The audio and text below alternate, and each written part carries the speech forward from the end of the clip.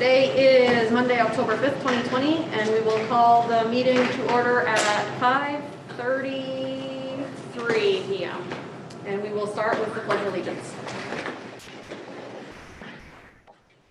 Pledge allegiance to the flag of the United States of America and to the republic for which it stands, one nation, under God, indivisible, with liberty and justice for all. The school committee member and other introductions, then we can start with Bobby. Yes, Bobby Avery, Chief Administrative Officer. Aaron Paquette, Assistant Superintendent. Peter Stamen, representing Ward 1 and Facilities Committee. Elder Physical at 2. Karen Majoris Collins, Ward 3 and Curriculum Subcommittee. Jake Langley, Superintendent. Megan Parks, Chair and at-large representative. Tanya Whitlow, Ward 4, Negotiations. Linnea Hawkins, Ward 5. Ron Potvin, Ward 6. Brian Donovan, Ward 7. Felicia Ray, City Council Representative and Parliamentarian. Thank you. Agenda item number 3 is the COVID update. I'll provide a quick update tonight, and if you have any questions, I'll entertain them. We did have something come up, as you know, as I shared information with you at Geiger Elementary School on Friday. And we met with our response team and used our procedures. So we shared information with our response team and used the procedures that we have in place. The state and their officials have been good about getting back to us so that we can make sure that we're responding appropriately with the information that they have provided. And again, we still operate out of kind of two frames. One is we're going to be compliant with the CDC and the guidelines. In these situations, we do contact them. And then anything that we do out of what is called an abundance of caution are not necessarily Jake decisions, but CDC or state official recommendations. And we're trying to make sure that we get input and feedback from people and clean up that process as much as possible. Different forms of different letters go out to people. And so we share quarantine language with those who need to quarantine according to the CDC recommendation. We share remote information letters with students who need to be remote, and that's typically due to a teacher having to quarantine, but the cohort not being exposed. So we don't have staff available on site, so those students go remote. That's situational. When we can avoid it, we do. And then the third letter that we use, at least at this time, is for just community information. We are doing, I think, a decent job of sharing with the community the level of detail that's appropriate, that also protects those who is their private information. And again, we're just working to communicate and get the word out, and we're open to feedback.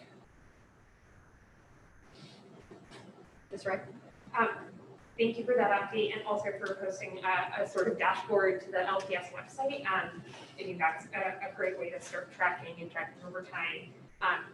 Member Damon forwarded an email, however, that talked about how the language of quarantine that we're using might not be the most effective for describing what's going on, especially maybe in the dashboard setting. And so I do wonder if we might need to update to students out of school or staff out of school due to implications of COVID, I guess, might Sure. be just something that's more clear that we are not making those decisions, that the CDC is doing that.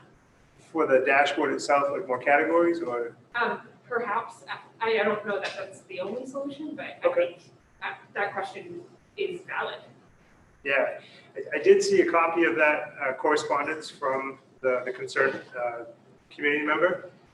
In looking at that situation, that student, in fact, should have been, and I believe was, by CDC information or directed to quarantine.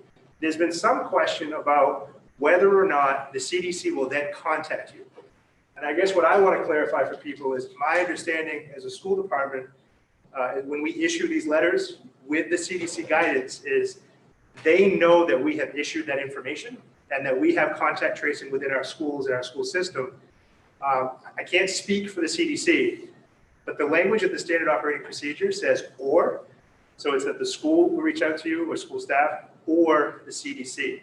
So it doesn't shift from where I sit in the current guidelines, the responsibility for the family to quarantine that child, that student. There are some things that feel a little inconsistent.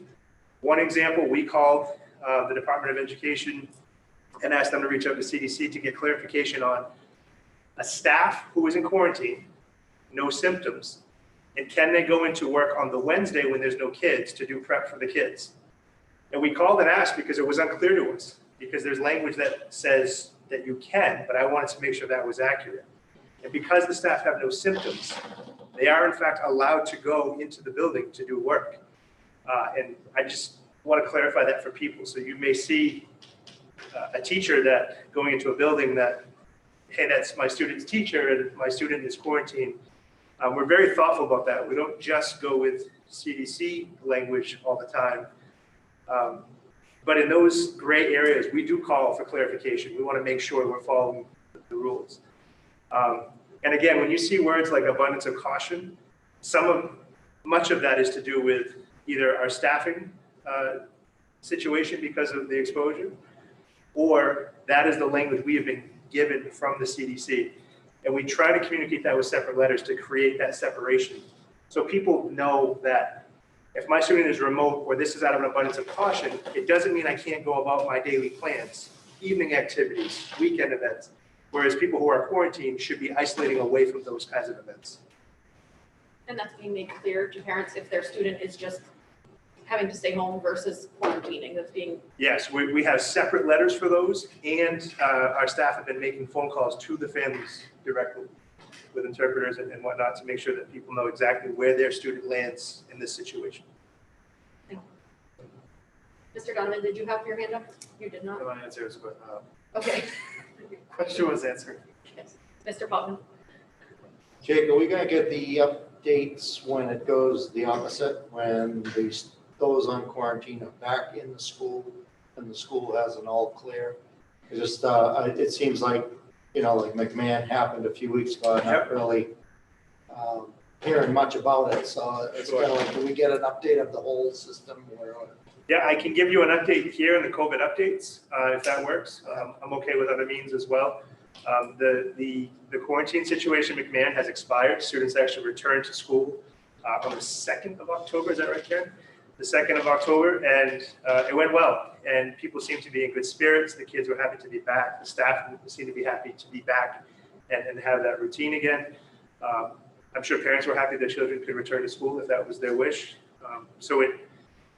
We do have the dates of return unless some new information becomes available in those letters so that families know when they can anticipate return.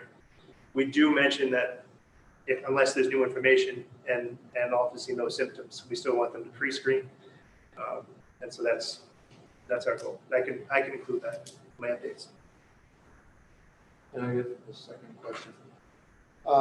It was asked of me and I had no idea what the answer to that was, and that is, in these schools, we're not utilizing our cafeterias or our gymnasiums.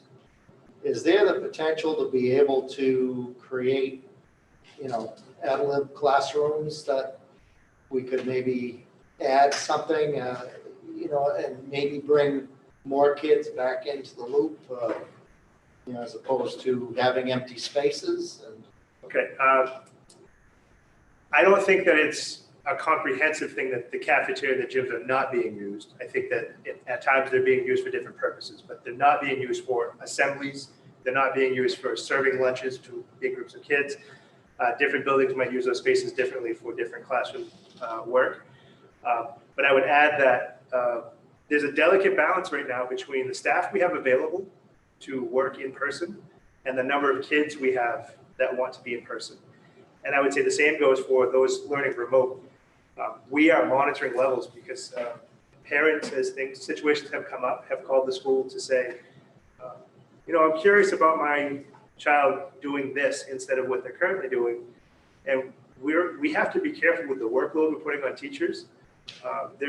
We have a number of students that are remote right now. That is I'll give you a number here real quick.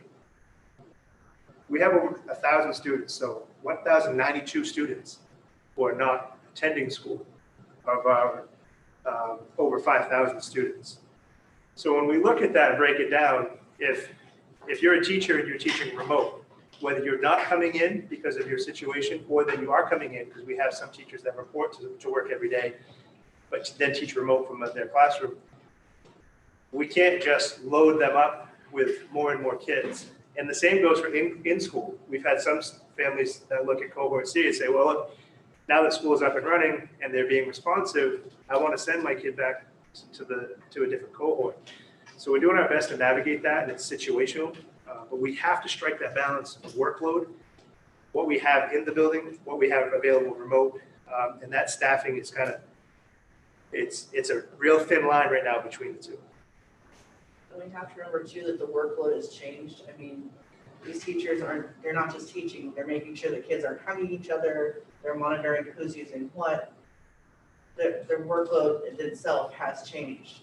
And adding more students to that can make it really hard to maintain that, so. I had a question on the dashboard. Is it, so right now it lists 15 students in quarantine at Geiger. Are those students truly in quarantine, or are those some of those students the ones that are remote because of potential exposure or? So any students in quarantine, it's because of a potential exposure. Okay, Any students in a remote situation, it's because their staff, their teacher was part of the potential exposure, and we don't. so they were in probably the other cohort, Right, so and those aren't listed on here at all. I didn't put them on here, but I think that's kind of what Alicia was alluding to, was Okay, that's what I if was we just almost trying to added a make column there, we could include that information. And I want to make sure people know that that was updated in the morning last Friday. I'll get this updated with the new numbers. But I do think that other column, or maybe two, one for staff, one for students, so people can look at the school to see how many are not in and for what purpose. Yes. When it comes to teachers that are supposed to go to quarantine, is there a certain amount of time that, is everybody supposed to be out for 2 weeks? So the language that is being used, and this can get tricky, it's a 14-day quarantine, but it's from the last potential exposure. So what we're finding is, so if, for example, at Geiger recently, the student was last at the school the Thursday prior and went home sick, or was it Friday? We have all the dates. I'm following a lot of situations, but if we got a phone call tomorrow morning and the last exposure was, say, last Thursday, the CDC is using last Thursday as the last date of potential exposure. So day one of the quarantine would actually be last Friday. So it kind of looks like the dates move around a little bit. We're not changing the criteria. It's really about the last exposure, and that's when the CDC gets involved. And so it's about test results, it's about siblings, and it's about when that last potential exposure was. And when we have different cohorts, we could find out tomorrow that a student who didn't go to school today tested positive, and their last exposure was last Tuesday. So we've already gone, as of tomorrow, 7 days of potential exposure in quarantine. So, and that happened at the middle school. It was much prior. The kid didn't come to school, they were sick, and they tested positive. So we went back to that last potential exposure. So are these kids that are testing positive, or whoever's testing positive, are they actually getting symptoms, and are the symptoms varying? Yep, so we've had kids test positive with symptoms. We've had siblings test positive without symptoms. We've had parents get tested out of an abundance of caution and test negative and positive with no symptoms. And so it varies. Some of the things that we are seeing recently, though, and speaking with nurses last week, was kind of an uptick in kids having a fever come on and feeling nauseous and actually vomiting, but getting tested and testing negative. So there's a bug going around that's causing this, but it's not, in these instances, COVID-19. But we'll see that, right? I mean, it's Maine and we're changing seasons. We're going to see an uptick in kids just kind of not feeling good because it's that time of year. Could you tell us what symptoms seem to be triggering people to get tested? Well, so there are symptoms on the pre-screener that are the most prevalent ones. So there's primary symptoms and secondary symptoms. The primary symptoms, shortness of breath, GI issues, sore throat, headache, fever over 100.4. There's a few others, and we have them posted all around our schools and review them with the kids. I've shared them out kind of periodically to the public just to make sure people are remembering. Don't send your kid to school unless you've gone through that quick pre-screener. And that's how we keep our community more safe. But when our nurses have kids show up, or not show up actually, so there's a couple layers. One is if they show up and they have a symptom, we send them home. And then we monitor that situation. They're keeping a log, they can track the notes. The student doesn't show up for school, even if we haven't heard from the family, our nurses are calling all of those homes with the best contact information they have, and they're finding out why the kids are not at school. And they're looking for patterns. They've been communicating with me, keeping their administrators informed, and they're communicating with Karen and I and Bobby, and we just try to keep sharing the information so we can monitor trends and things that are popping up. So with that extra burden on the nurses, do we have enough staff and help with the nurses that we're able to still get up things? So I asked that question last week, what do you need from me or from us? And they said that right now things are going fine. With the numbers of phone calls they have today, they feel like it's okay, but it's that area of, if we see an uptick, if there's another 10, 15 kids a day per school, they won't have the time to make all those calls. So we want to keep an eye on that. Mrs. Hawkins? So I recently had a discussion with my doctor, and one of the things that he said is that they're seeing a lot of people with vitamin D deficiency. Vitamin D does play an important role in your immune system. He told me spend at least 15 minutes a day outside in sunlight. He said it's not going to guarantee that you won't get sick, but it'll make your immune system stronger, so it's not as possible. He said that they're seeing it across the country because of COVID and everybody's staying indoors. I know there's not much we can do as a school committee to tell people to get outside, but it's something that should be on the radar. Yeah, that's a good point. Any other comments? As well. Oh, yep. Jake, recent publicity this weekend, plus some ramblings on Facebook. I'm not really clear exactly what the details are, but apparently there's kids out there who don't have the materials or the equipment they need, or they're connected, and there's some sort of discipline being forwarded on them. Are their kids being put in a bad situation because they don't have what they need to get the work done? Is there incidents happening? Yeah. So there's nothing to my knowledge. What we have talked about is if you're a remote student on the days in which you're not at school in the hybrid model, we do have expectations for kids to continue their learning. So that exists. But as far as disciplining kids who don't have the technology they need or devices they need, there's nothing like that I'm aware of. In fact, we're looking to problem solve some of those things. I know that Mr. Terrio moved, I'm going to use the word hundreds of devices just in the last few days, even though they're trying to get all the new equipment programs to be pushed out to kids who don't yet have them, just to cover some of those gaps. But it's not from a disciplinary perspective. We're working as a district as the supply chain catches up to get things out to people. So I guess if those instances are occurring, I would very much like to know about them. I'll dig a little deeper. Yeah. Ms. Wright? One more thing that I just thought of, is the MPA and CDC and DOE and whomever goodness else is involved in that decision, do they have an anticipated timeline for winter activities? So it's a loaded question. So right now, as it stands, there'll be no indoor athletic activities this winter. But it's deliberate that it's going to be reviewed. We don't have a specific time frame for that. But with that as an opener, I would also say that I worked with Mr. Fuller last week on a letter that would be prepared to go out to the community if we go yellow. Because if we go yellow as a county by the state's designation, it doesn't change our instruction in Lewiston because we're already hybrid with remote. But sports would stop. So athletics at the high school level, for example, would come to a stop. So we have to make sure we're communicating that well, that if we go yellow, sports stops, but school continues as it should. And so we want to make sure we're communicating that well. Mr. Madris-Collins. Just along those same lines, I'm just sort of curious if we have any outdoor sports that are played during the winter season? No, it's a good question, but I'll say people get creative, right? There's an example, I don't know if it's Yarmouth or Falmouth. Someone just built an outdoor volleyball court, like in the last couple of weeks, because they said no volleyball inside. So they built a court. So could I see things like hockey teams and communities trying to create outdoor ice venues? Absolutely, I could see it.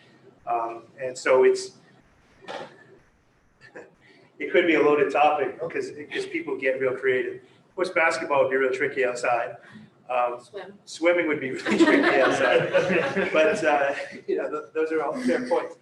But where it could happen, I think parents are pretty motivated. And so we're following the guidance and want to make sure that whatever does get issued, it's clear that we're not just going to bend the rules to try to get what we want, that we're going to focus on keeping kids safe. Any other comments? All right, agenda item number 4, the consent agenda. Are there any items that members would like to see removed from the consent agenda? Seeing none, the consent agenda is adopted. Agenda item number 5, public input. Members of the public may address the school committee for up to 3 minutes on non-agenda items now or on agenda items later. Comments that pertain to staff, personal matters, or a student issue should be directed at the superintendent or the appropriate staff member of Lewiston Public Schools. Public comments shall be directed to the school committee and be brief, not repetitive, and related to the matter at hand. Before starting, please state your name and address. Is there anyone with their hand raised in there? No. Yeah.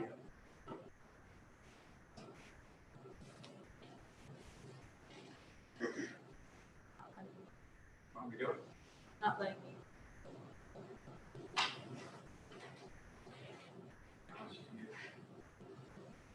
Hi, Stephanie, you can go ahead. Hello, can you hear me? Yes. Okay. Okay, are you all ready? Yes. My name is Stephanie Poulin, and I am a general education social worker at Montello Elementary. I have been in my position for 8 years. I am here to express my deep concerns with COVID-19 and what is being expected of all of us and what that impact looks like from a human perspective. So here we go. I had a COVID test on Saturday, October 3rd. I began to feel under the weather Friday morning at around 9:15 a.m. I had no symptoms when I entered the building on Friday morning. Approximately at 9:40 a.m., the nurse came into my office to consult with me about a student. At this time, I discussed with the nurse my symptoms and not feeling well. I decided I would take some Tylenol, and the nurse suggested I monitor how I feel, and if I continue to feel ill, consider going home.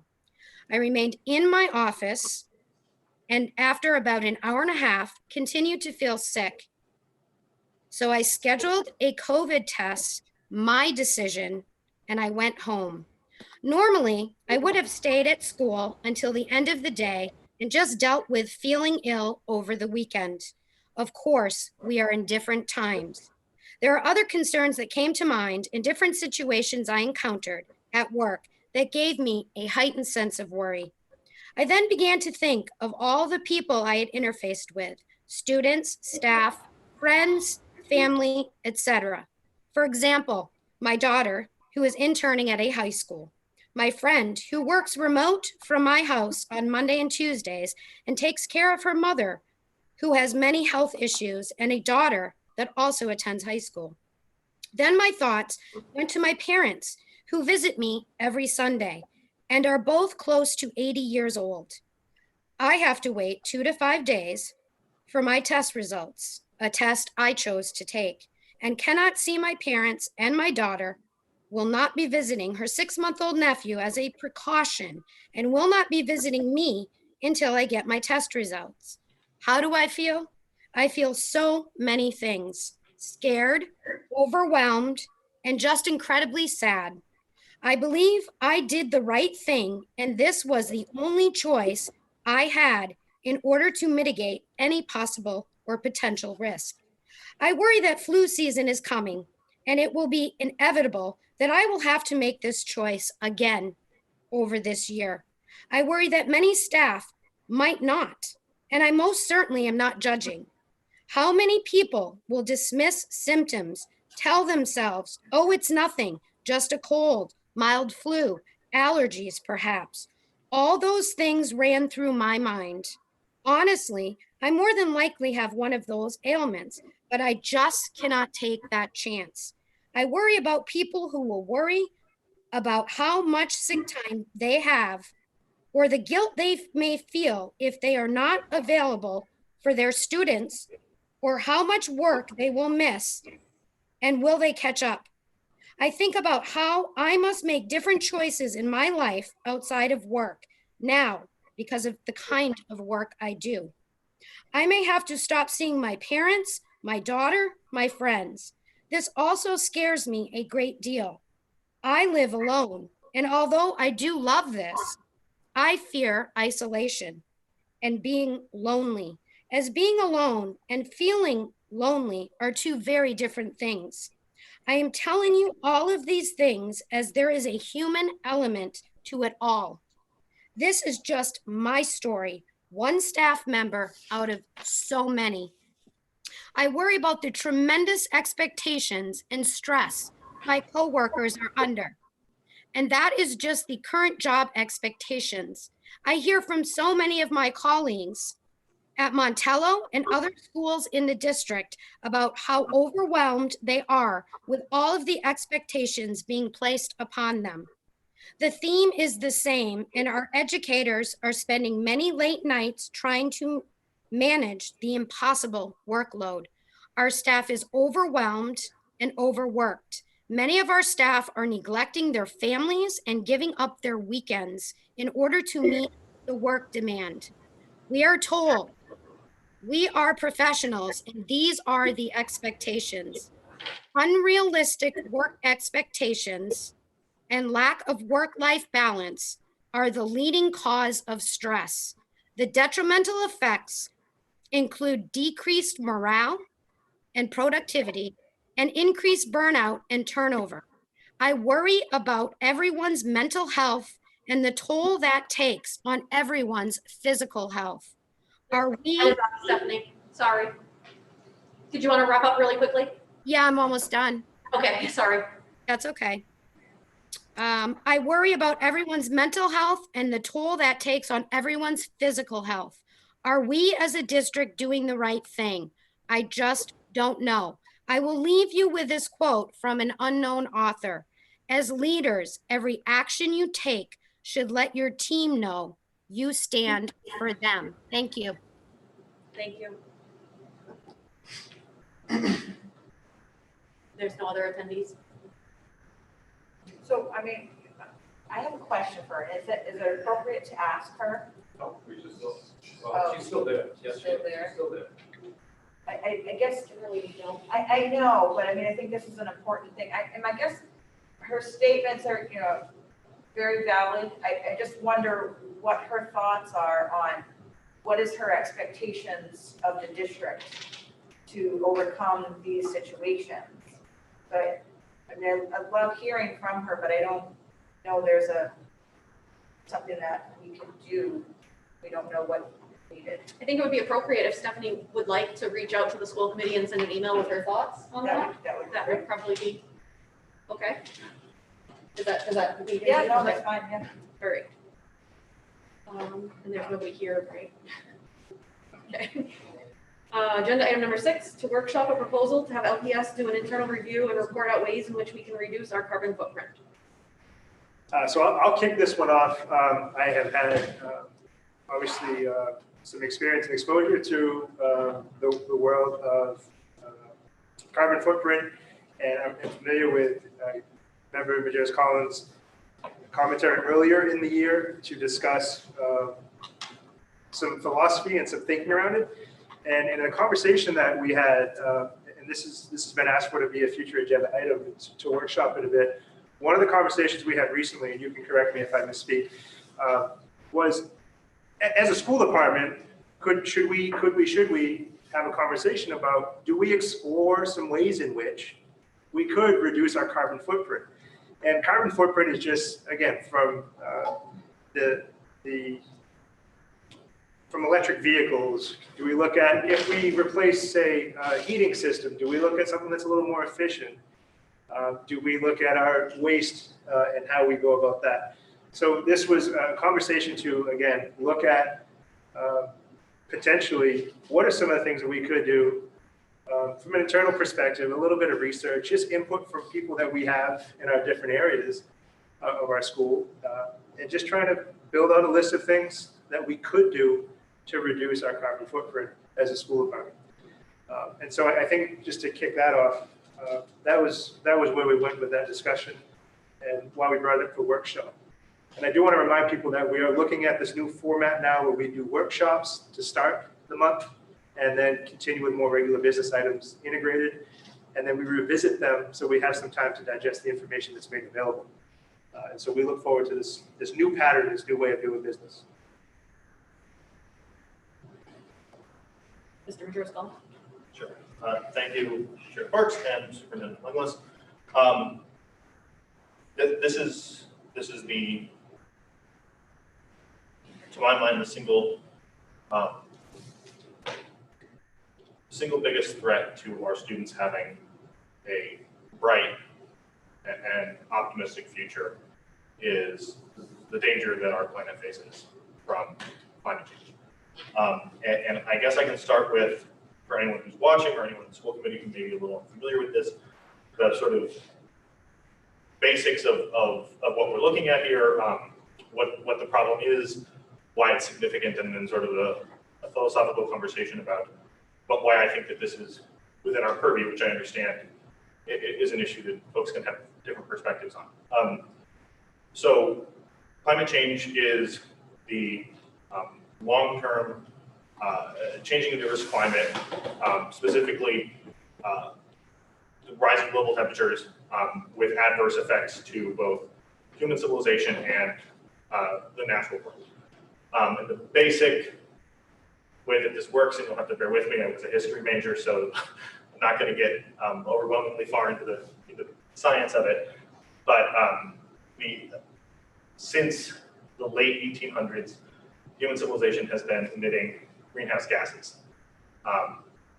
These are mostly coming from fossil fuels, and by far the most prevalent greenhouse gas is carbon dioxide. Carbon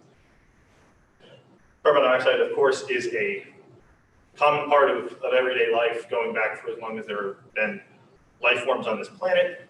But when we started to industrialize and we started to make use of stored energy in fossil fuels like coal and oil and natural gas, something changed. And that is that we started to release massive amounts of carbon dioxide and of other greenhouse gases into the atmosphere, changing the composition of the atmosphere. And what this has done in effect is creating a greenhouse effect for the planet and start to trap heat such that our global temperatures are beginning to creep upwards. And relatively small changes in global temperature produce massive outcomes that are detrimental to everything that lives on the planet. We are many decades into this crisis. This is not something that is happening in the future. This is something that is happening right now. It is something that has been happening for many years. This is something that policymakers have been talking about since well before I was alive, and it remains a significant existential threat to not only the natural world, but we've already seen irreversible changes. Countless species lost to climate-caused extinction and untold more on the run from a hotter, less hospitable environment, but also to human civilization. And we're seeing stronger and more frequent hurricanes. We're seeing vast areas of the planet, including, frankly, a big chunk of Maine right now, suffering from drought at rates that have blown past historic records. And sort of perhaps most starkly, we have all seen the images of blazing infernos, out of control wildfires that are at a scale that has not been seen before, from Australia to Brazil to the West Coast. And we here in Maine are looking at sunsets that are darkened by smoke coming from those fires. That is how massive the inferno that our friends in California and Oregon and Washington are dealing with. But things are also happening closer to home. This past summer was the hottest in the history of Maine, and the Gulf of Maine is warming faster than virtually any ocean on Earth. What this means is that the composition of species that make Maine Maine is changing. And if this trajectory continues, we're going to see a Maine without lobster. We're going to see a Maine where the forests look like the forests did in Maryland in the year 2000. It's going to be an unrecognizable environment, and those things are already happening, because when you talk to folks who make their living in the Gulf of Maine, you hear that every year the peak catch for lobster moves north, and it moves north, and it moves north, and that hasn't really been a tremendous subject of conversation as it should be, because it's still in Maine, but at some point it's not going to be in Maine anymore. And that's something that we all sort of have to think about. We have to think about if we want to live in a Maine that doesn't have ice fishing, because it's not safe to go out on the lake because they don't freeze enough in the winter. And so I want people to think about climate change not only as a massive global problem, but as something that is profoundly and fundamentally changing what makes our state what it is, what makes our community what it is. And so it is to this point that I want to see every institution in our society addressing this problem with the urgency that it deserves. We have seen during this COVID-19 pandemic the dangerous and deadly consequences of not listening to scientists. And we're seeing that play out in very rapid speed with a pandemic, but we're also seeing it play out in changes to our climate and the continued warnings of scientists going unheeded.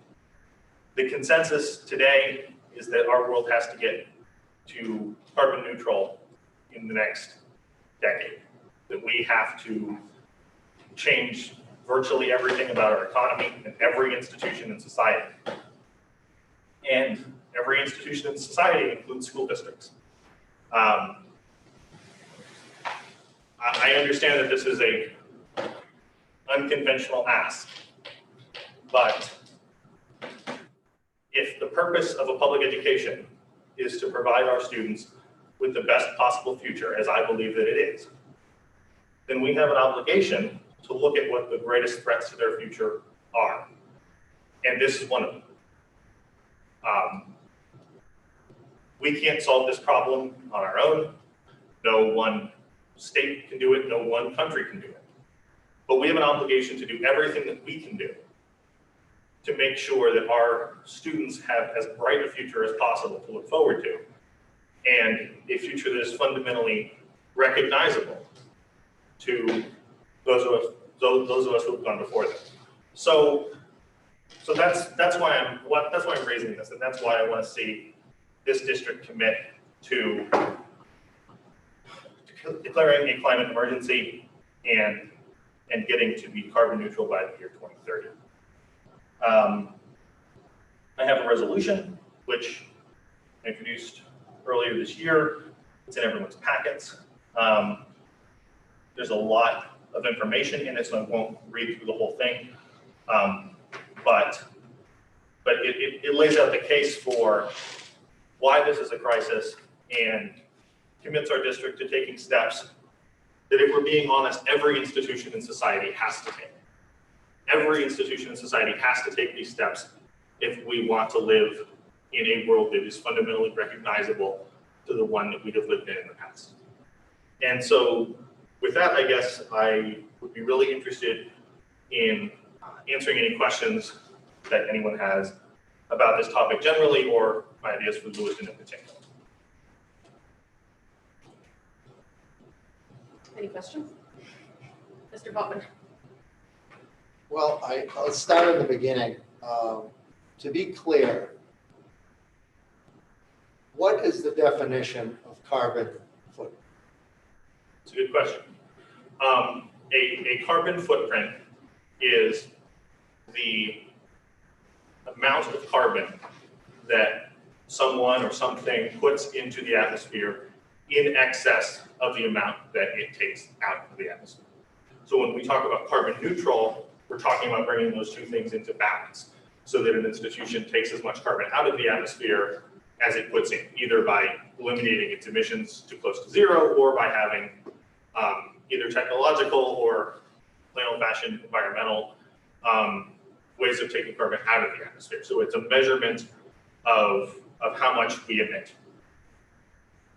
So with that definition, what do you expect the school department to be able to do differently that will affect that? Sure. So there's a number of different things. And one of the tricky things about tracking down every piece of carbon emissions that an institution has is that they sometimes crop up in unlikely places. But some really obvious ones are transportation.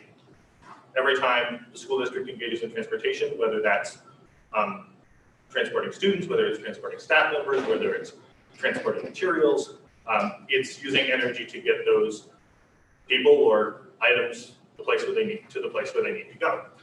And if in the course of doing that, we use energy that has carbon emission byproduct like fossil fuels in vehicles, or in the case of electric energy, if that electricity is generated in a carbon producing way, then that adds to our carbon footprint.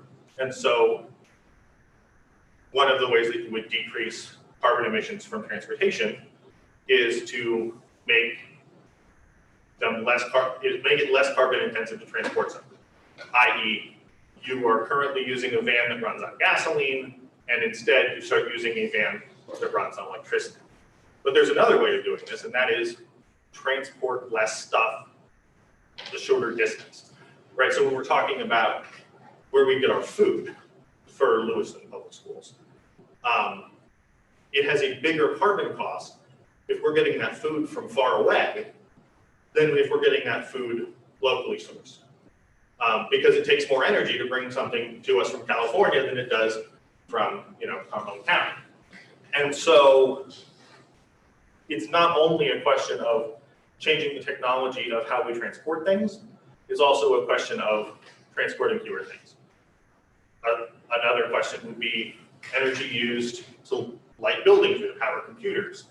For the most part, we're talking about electricity there. Nobody has a coal-powered computer. But where that electricity comes from can be very, very different places. In some instances, you have electricity coming from relatively low carbon sources. In other instances, you have electricity coming from coal or natural gas power plants.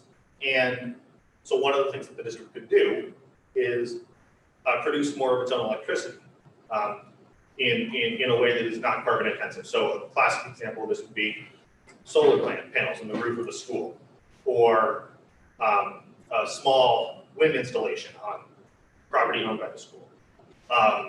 That not only reduces our carbon footprint by producing electricity that doesn't have as significant, by many times, of an impact on the atmosphere and on carbon, but it also holds the promise of actually saving us money. If we produce our own electricity, we don't have to buy as much from other people. And if we produce enough of it, not only could we cover all of our own electric needs, but we can actually start selling it back to the grid and bring in revenue for the district. So those are just two examples, but there's any number of different ways in which this district and its activities both cause carbon pollution, and for every way to cause carbon pollution, there are options available to reduce or eliminate that carbon pollution.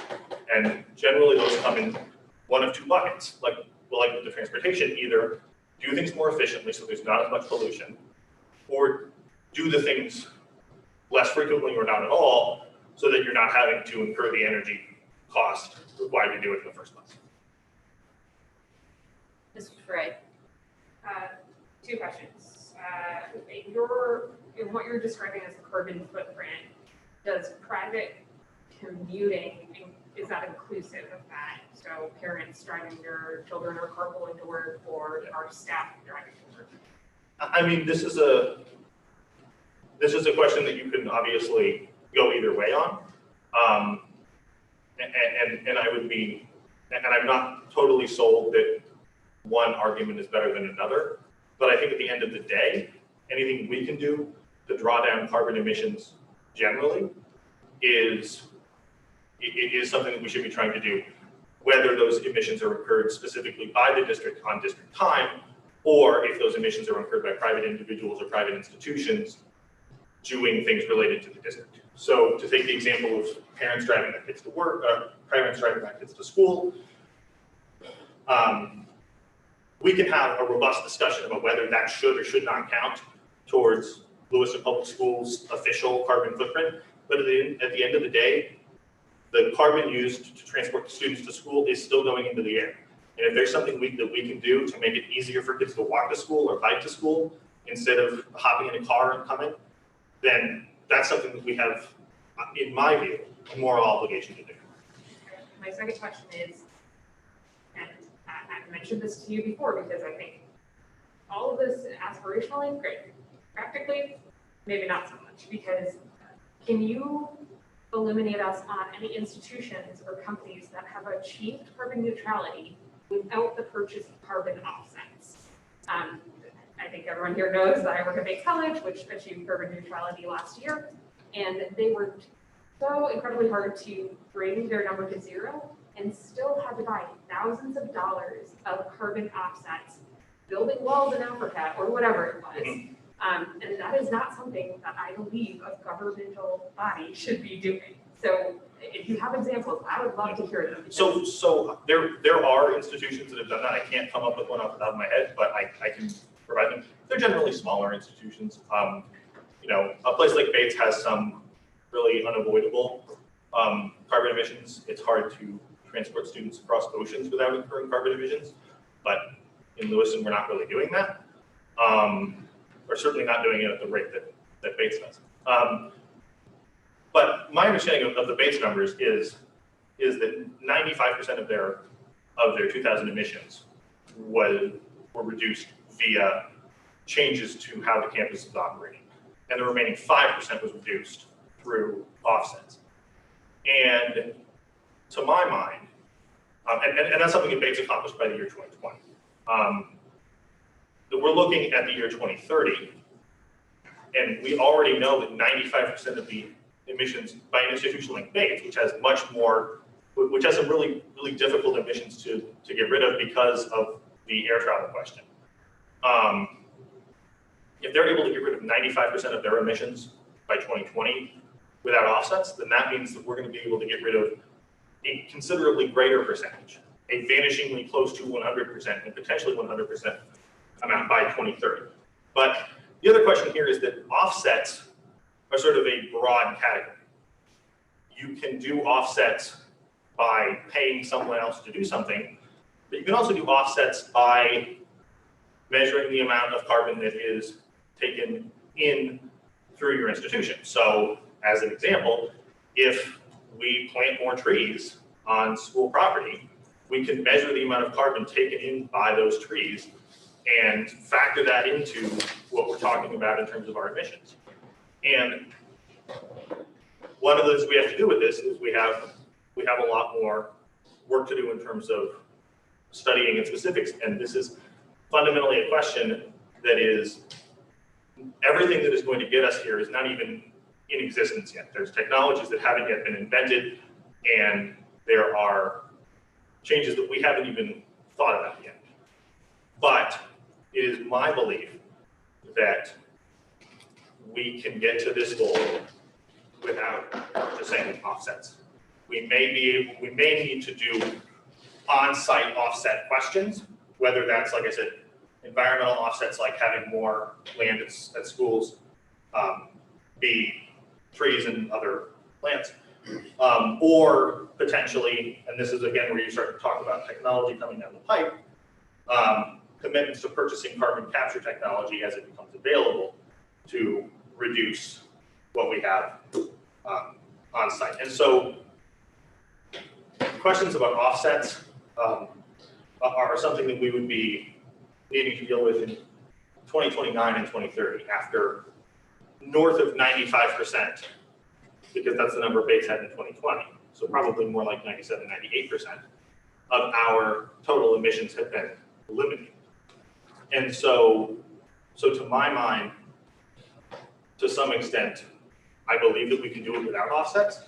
I also frankly don't think that the level of offsets that would be needed would be unreasonable, and I think that there are ways to do offsets that are not paying to do something in Aberdeen. I think there's ways to do offsets that are right here on our own property with our own facilities. But to some extent, my view of this question is we have a house that's on fire, and some people might want to have sort of a question about, well, what's it going to take to put out the fire, and how can we put out the fire, and isn't it someone else's fault, the responsibility to put out the fire, and we don't have a long enough hose yet. And my point is, the house is on fire. We have to put out the fire. It's non-negotiable. It's not optional. That's a requirement because we can't let the house burn to the ground. So that's my perspective. I mean, just a comment on all of that. I get where you're going with all of this, but there's other fires too. And fires cost money to put out, and taxpayer money in this instance, given the nature of this body and its role in the city. And I just, it's a really hard ask for, I think, a lot of people on this committee, and I think rightly so. Are we gonna hire an energy manager for LPS, or are we gonna hire another counselor or BHP, or do that really sorely needed special education audit on the IUPs? I mean, we're not a place that can just drum up resources at the drop of a hat, and so this is going to take a lot of. This isn't a question; it's a statement. This is going to take a lot of planning, and for the majority of a committee to come on board, because then it could have budget implications. And sure, there may be savings down the line, but yeah, it's a hard question. It's a hard one to answer, even if you do believe in this aspirationally and ideologically. Mr. Physick? So, have any of the school districts in Maine done this? And they have, what's the cost there? Right, so there are no other school districts in Maine that are at a carbon neutral state at the moment. But there are other districts in the state that have begun to implement technologies that draw down the carbon emissions. High schools have installed solar panels and changes to where food comes from to reduce carbon emissions. In addition to that, there are also a number of municipalities in the state that have made this commitment to declare a climate emergency and commit to reducing carbon emissions to zero by 2030. And so, we would. To those. Off the top of my head, I think Portland, Westbrook, Scarborough. I'm blanking on a couple others, but I can get that. Yeah. And what's have you seen their plan of like what's this going to cost? Like what's the study going to cost? Right. There's no way of knowing what the ultimate cost of totally eliminating carbon emissions is, because we don't know what technology we're going to be working with 10 years from now. A study in the scheme of a government budget is not an overwhelmingly expensive thing. We can do a preliminary sort of evaluation with the staff that we have here to start to to draw things out, and then we can partner with institutions that provide this sort of planning at low or no cost, because they want to encourage districts to do that. So I would not think that studying this would be any meaningful financial obligation. Would Lewiston get a tax write-off or something for trying to further with environmentally? Well, that depends on what the tax laws are, obviously. And then again, it's hard to I'm predict. saying, will we get a rebate? I mean, I know a couple of years ago when, not a couple of years ago, but probably 9 years ago when this was like the hot topic, 2011, we're getting rebates if you got a pellet stove instead of wood wood. Right. Yeah, so because we don't pay taxes, I'm not sure that we would be necessarily eligible for the kinds of things that ordinary taxpayers would be, but there are certainly sources of money available and financial incentives to do this, both in terms of federal programs and state programs, and then also in terms of private foundations and grants. And there are a lot of people who are invested in making this happen because they see the crisis, and they recognize that communities like Lewiston are going to need financial help to get there. So what kind of financial help would has any of the school districts already started kind of doing this carbon footprint thing? And if they, I think you said they have, what cost has it been, do you know? So I don't know dollar figures, but I know that there are districts, if you go beyond the scope of Maine, there are districts that have made commitments to getting to carbon neutral. The San Francisco Unified School District did, the Los Angeles Unified School District did. Other school districts throughout the country that are smaller than those, but those are big districts talking hundreds of thousands of students, far beyond what we're dealing with here. And I think that what's important to keep in mind about a project like this over the course of a decade is that this is something that you do as you go through the normal patterns of a school district. You have to replace a heating system, and you pick the least carbon intensive option. You are purchasing new school buses, and instead of purchasing diesel powered school buses, you're purchasing electric. You're making decisions about how people get from point A to point B that encourages staff members and students and other folks associated with the schools to walk and bike. You start to do energy installations on site that can produce energy from each of our facilities. So solar panels and small wind installation. And you just do this, not all at once. You do it over the course of time. And it just sort of gets folded into the district's mission, into the district's budgeting as a goal that we have, right?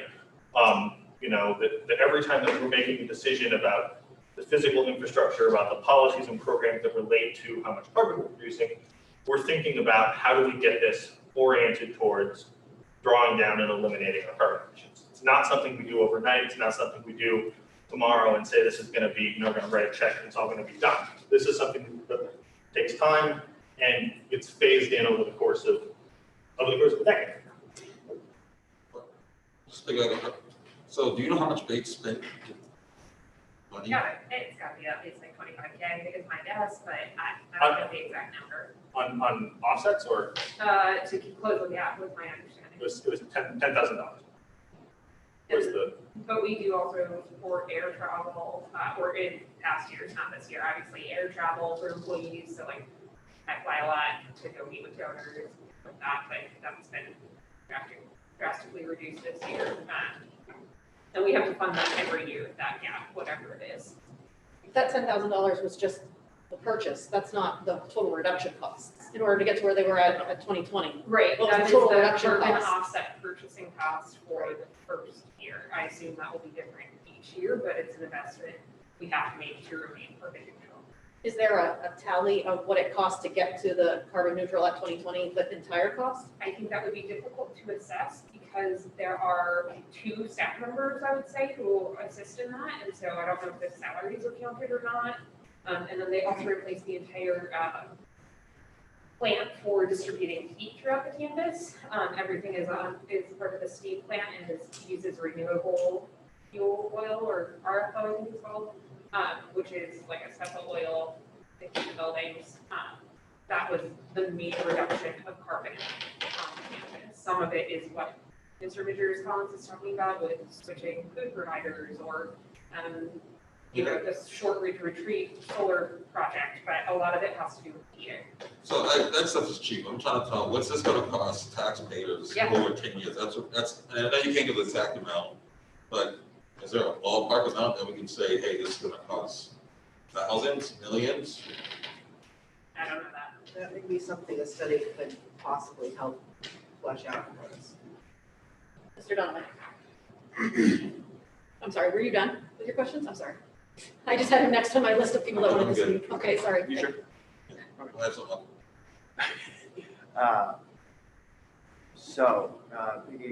Somewhat piggybacking off of what Murray was talking about. Can you speak up, Ryan? Sorry, somewhat piggybacking off of what Member Ray was talking about, and what Mr. Gross Collins has said is, yes, our house is on fire. I think all of you know, I love the fire environment. I love the nature all the time. And this is a very important issue to me, and we have several fires. COVID-19 and the stress that puts on our community is obviously paramount right now. And we just heard from an ed tech about the living conditions of our whole entire staff right now. And whether or not we can do anything about that is something that what Lo was alluding to earlier. We don't have much we can control about that because of our budget. And that's a huge issue, is our budget, and how much money we get from our different sources. And yes, there's not a lot you and I sitting at this table can do.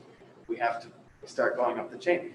So it just makes me worried because we don't know how much this will cost, because I know it will. There's an immense cost up front. Yes, there's savings.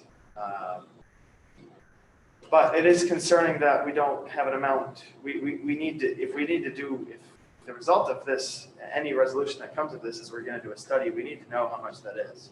I personally, I couldn't vote on it unless I have a dollar amount to the penny, and I don't think I don't know if that's far-fetched, but I think that's something reasonable to ask for.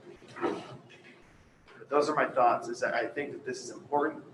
However, we need to take care of some other issues that are budgetary first, like paying for more mental health services and things like that. Those have to come first. It's a huge juggling act, and I don't envy any of us for having to prioritize these items in the way that we have to. But those are my thoughts.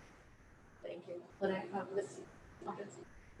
So I just have a couple comments, and just bear with me. So I've heard in conversation about this particular issue, the idea that this is just one person's agenda, which I will tell you it is not. It's my agenda as well. Ryan is obviously pretty fired up about it. I have watched climate change happen since I was a child.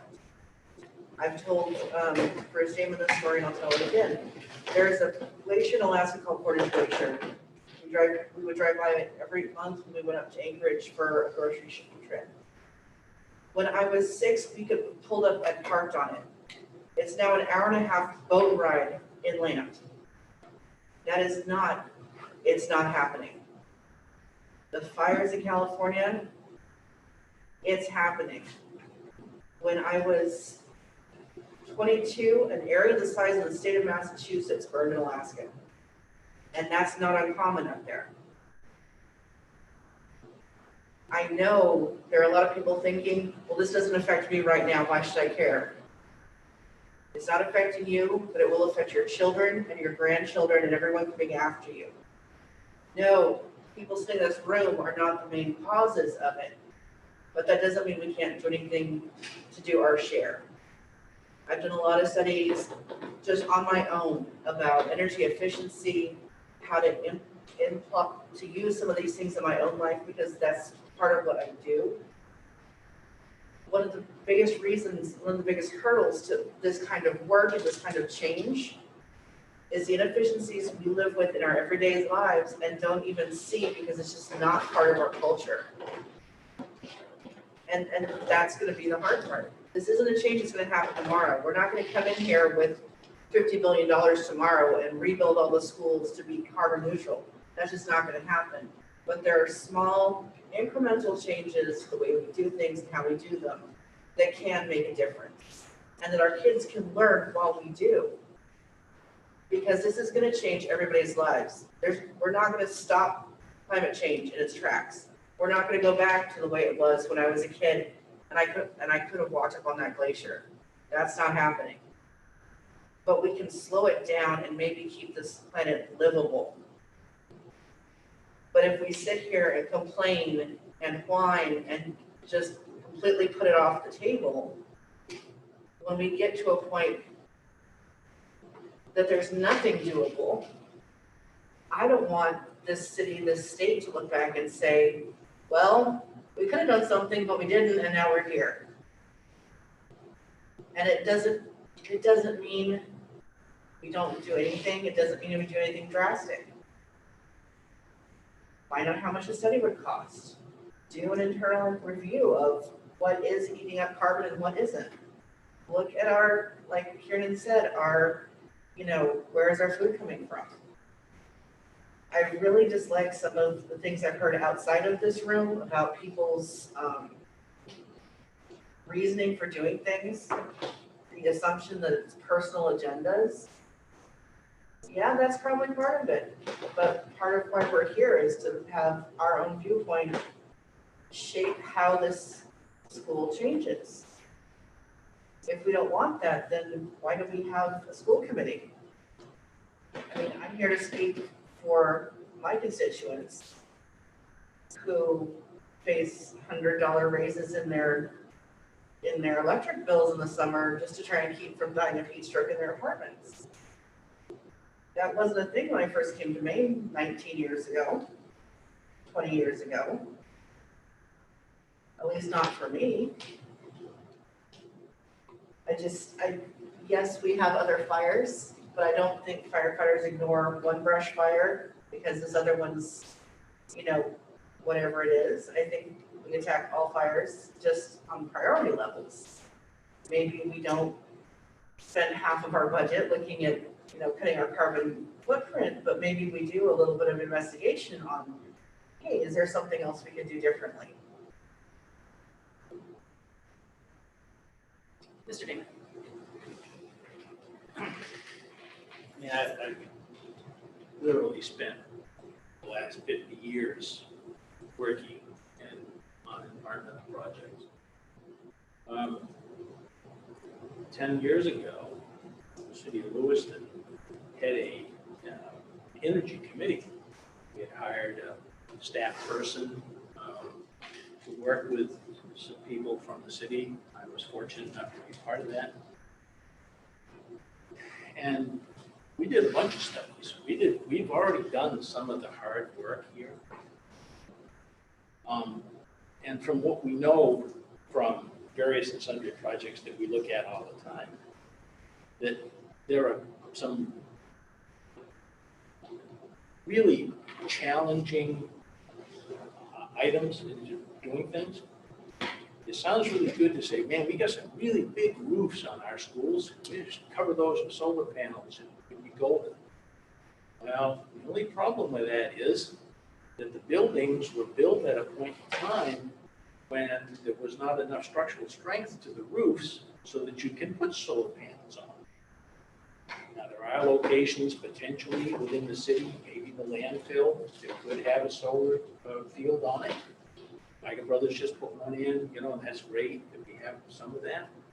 The school district itself, unless we decide that we're going to take and do away with all ball fields, do away with sports, and cover those flat ground areas with solar panels, we're not going to have the critical mass to do much with solar. At the time we were doing that, Energy Committee, we actually commissioned a study from the University of Maine as an arm. And we put 2 anemometers, one way down by the Walmart distribution center, down on the top of the landfill. We put one at the top of Thornbury. Those were on 100-foot towers. And we studied the wind that's here for 15 months. And we have the results of those studies. The results of those studies is wind power is not viable in this particular area. The average wind speed that we got on both of those was less than 6 miles an hour. And that really doesn't make wind power viable. So some of that background work has been done. So, the wind thing is probably not doable. Technology may be somewhat better today. Certainly, the photovoltaics that are available today are significantly more efficient and more effective than what we used to have when we were trying to do either thermal or early photovoltaic. But even then, it takes massive areas to create much of any, energy that the light bill. Bobby could probably tell us what the total light bill is for the district, and it's significant. It would take a we're not going to probably within the city of Lewis, we probably don't have enough open ground to generate that. Other sources that we looked at were hydro. Hydro is a big component of what we have in the state of Maine already. It's here. And we know that many of the heating systems that we have in the schools are inefficient. The city has converted every single school, every single building, this is the city and the school department, to natural gas. So much of that, some of that work has already been done, and a lot of those systems are relatively new. Now, the addition that we're building at high school, that is going to have high-end variable frequency heat pumps. So that building that's about as efficient as we could build it today. The other thing that we talk about off and on too is, could we increase the insulation in the roofs of our buildings? And the answer is no, because they won't stand snow load. Right now, part of what allows the buildings to stand is that you get melt and the snow goes away. And when you try to increase that, structurally, you can't do that to many of the buildings. So there are limiting factors that we have on many of our buildings that have already been well recognized.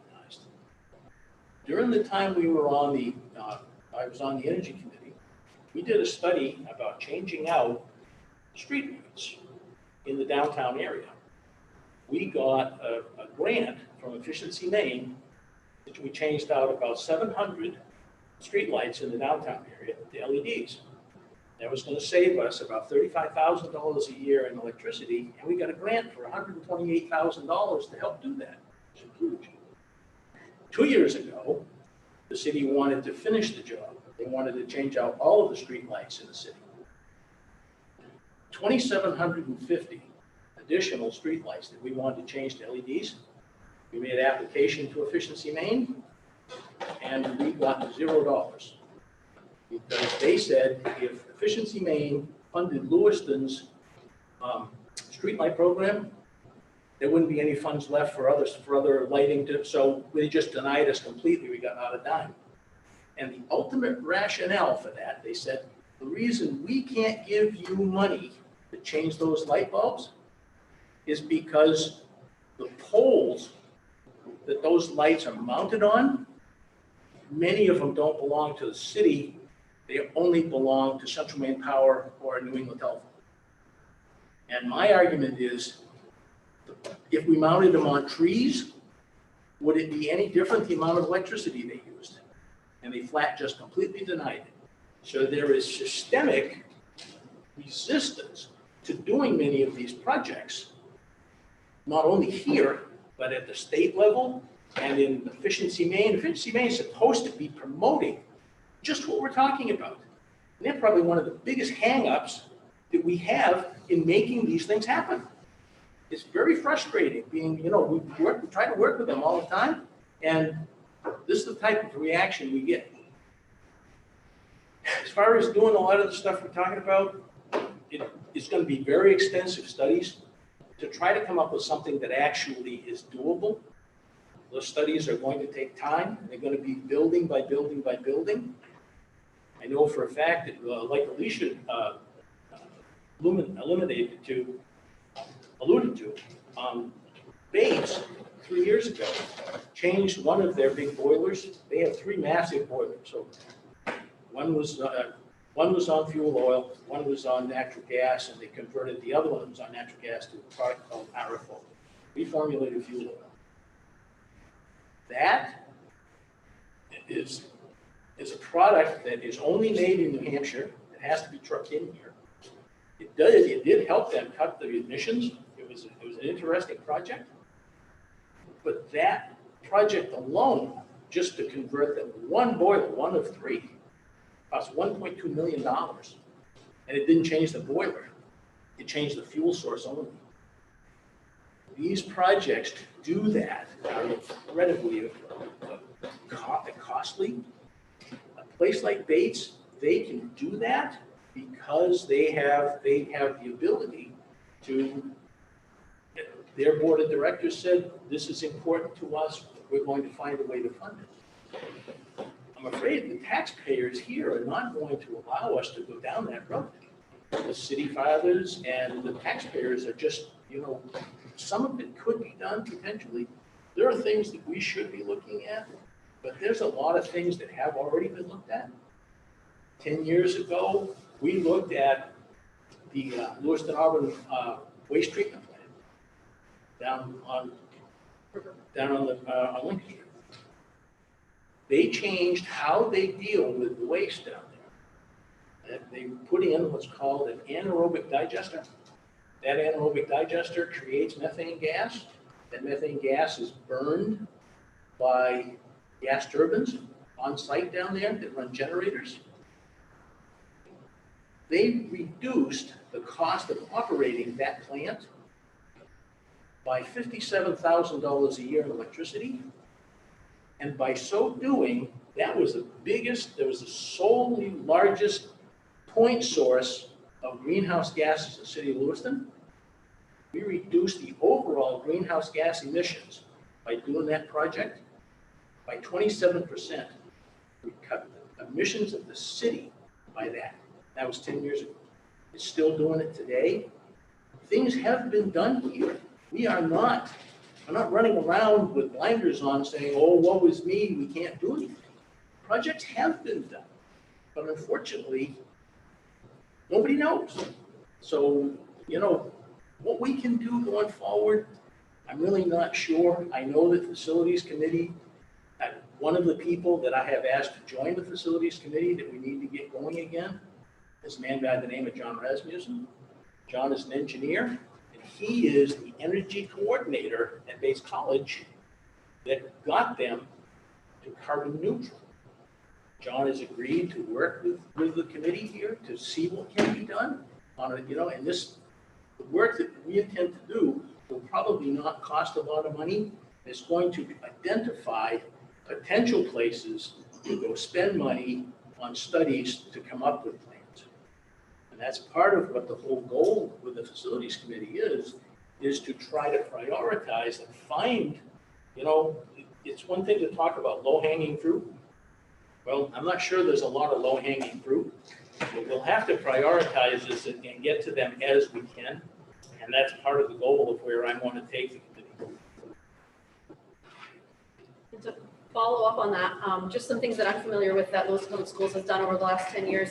I know when Geiger was built, the addition on Farwell and the addition to LMS, I know that it was all taken into consideration, where to place the windows so that there would be the most sunlight coming in to reduce electrical usage and heating costs. All of those kind of things were taken into consideration and to make it more efficient. I know that when we were building the sports facility here at the high school, next door at the high school, there was extensive conversations about the turf being used because some of the turf puts off chemical emissions.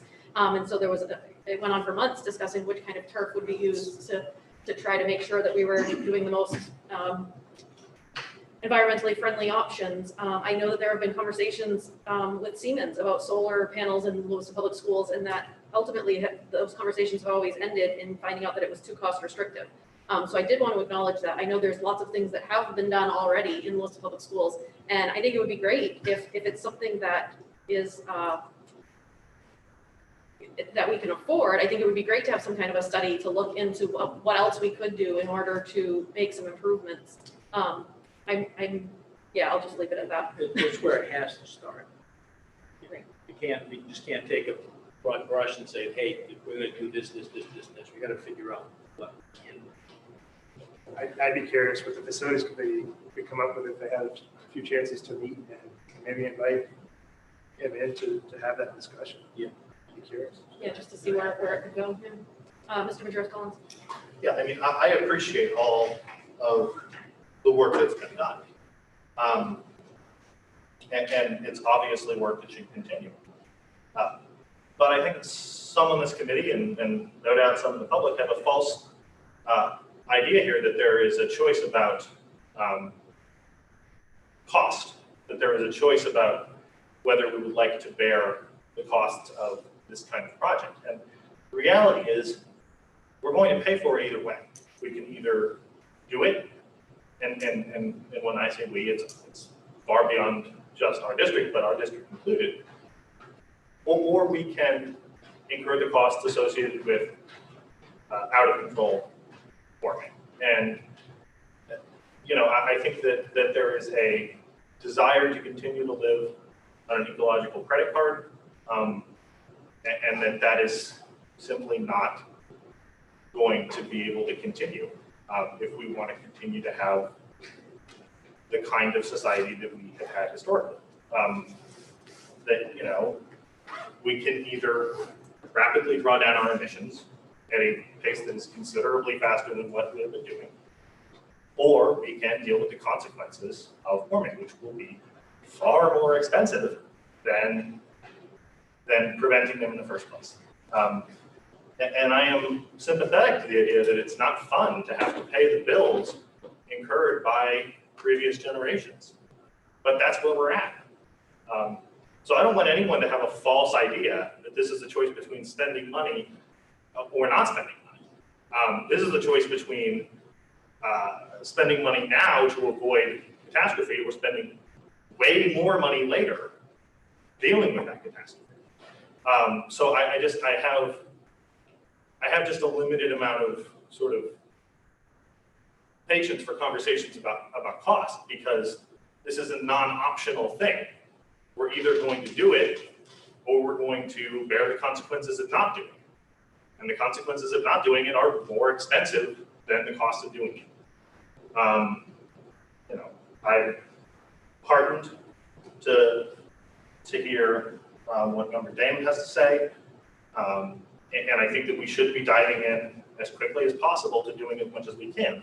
But I don't want anyone to come away from this with the misconception that, you know, well, we're doing as much as is feasible, or we're doing as much as we can, or we're doing as much as we can afford, because the reality is we don't do what's required, then we incur far greater costs later. That is the reality.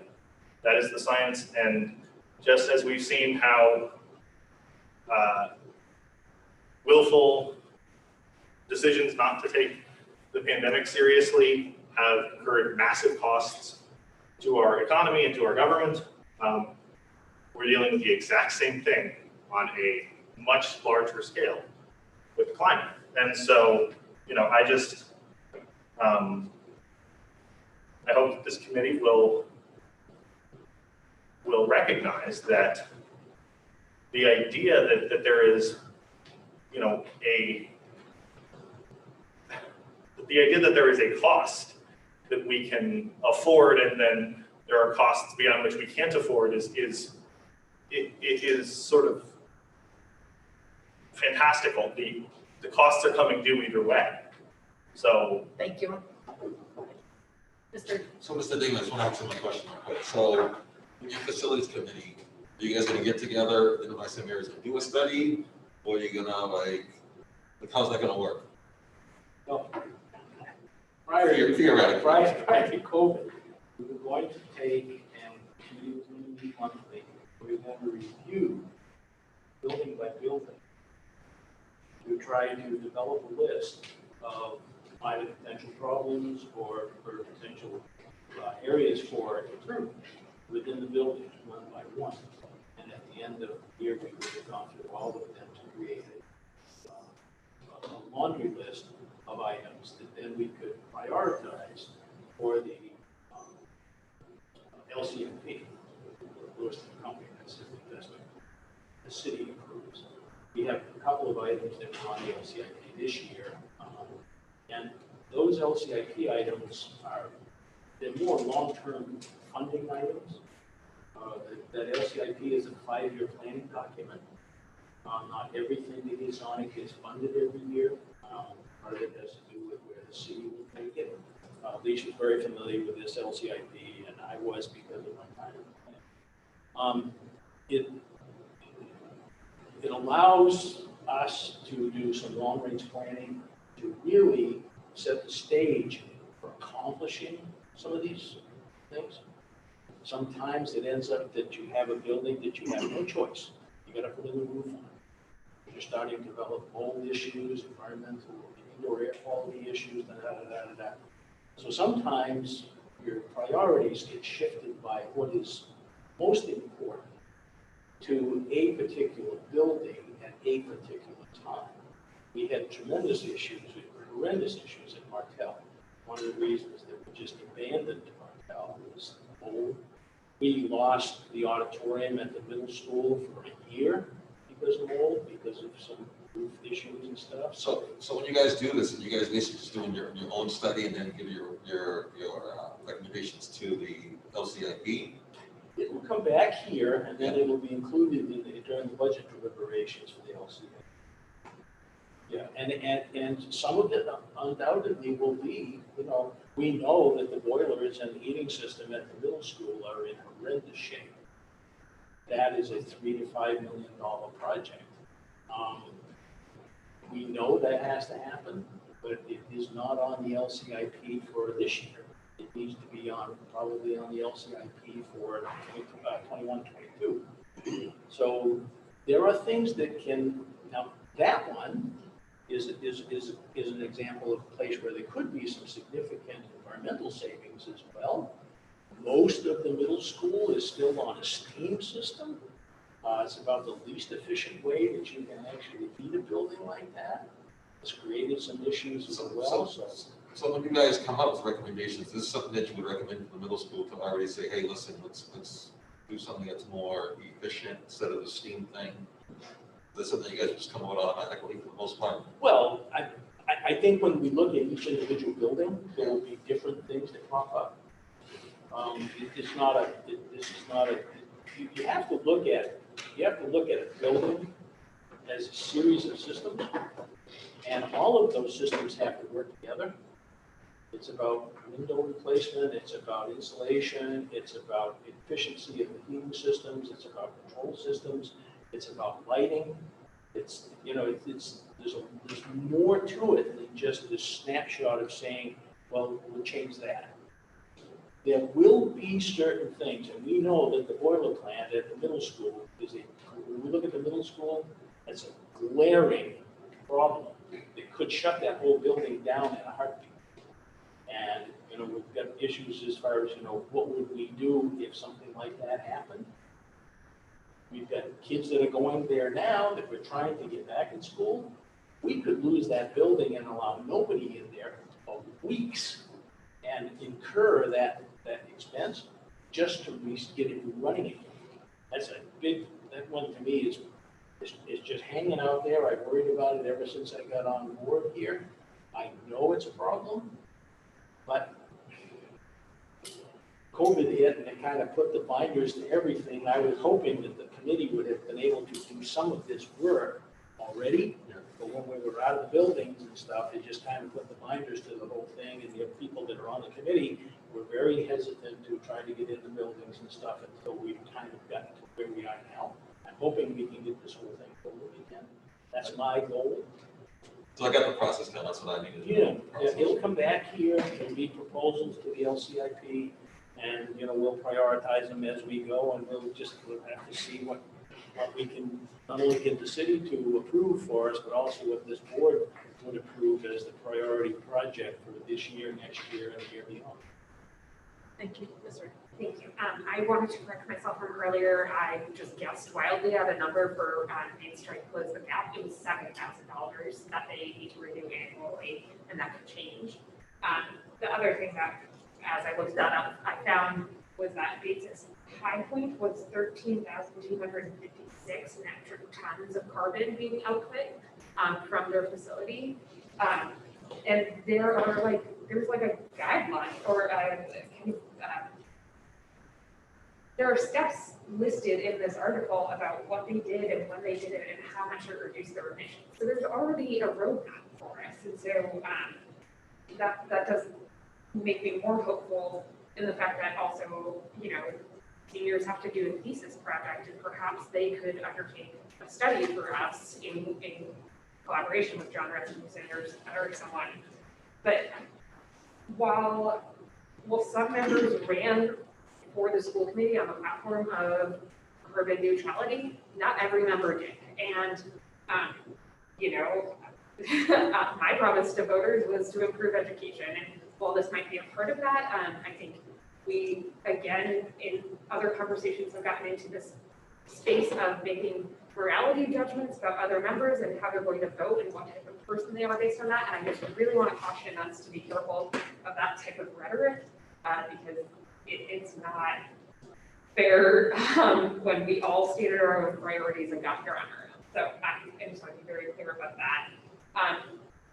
The last part I would say is I'm willing to say there's a climate emergency. I'm willing to undertake a study. I'm not willing to tie the hands of future budgets by saying we have to do this by 2030 or any date, whatever it might be, because I recognize the benefits, but what if another COVID happens? I mean, if we had been tied into spending $3 million on boilers or our energy bill, so this is an example from Bates, their energy bill went from $1.8 million a year, and they had to add $75,000 to move it to renewable sources.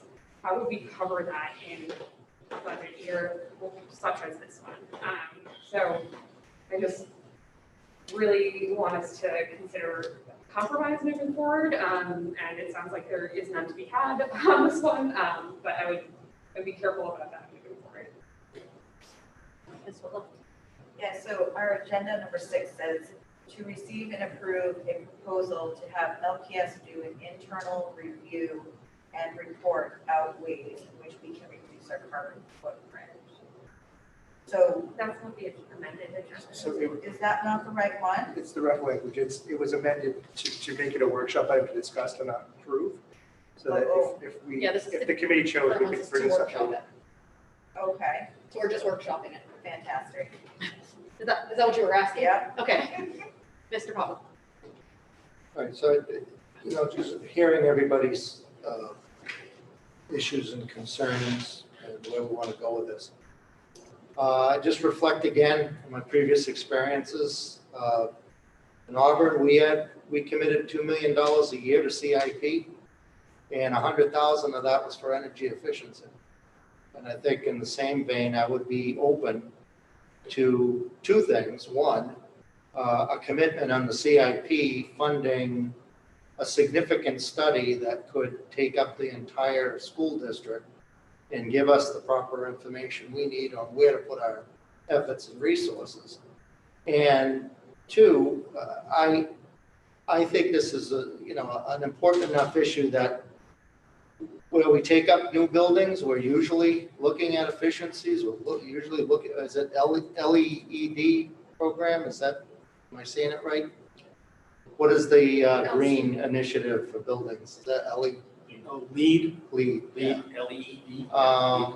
Items like that, I would be willing to entertain a figure in a CIP budget annually that would address concerns like that. I I know with us, we had abundance of projects that we didn't run out of them every year. There was something we could commit to spend the money to. Most of it was fixing up the efficiency of the building itself. I think the high school was completely, this new high school that's going to be built in Auburn is a very large segment of it was LEED certified. So I think there's opportunities there. I think it's long-range planning. I don't think there's anything we can do with budget to budget, but the one way is, again, is going through the CIP. I think this is sorely underutilized in this city. And I think this is an area where we could invest in, at the very least, to take care of the study, to get us the information. Thank you. Mr. Majerus-Collins? I appreciate that, Member Kaufman. I think all of that is really encouraging.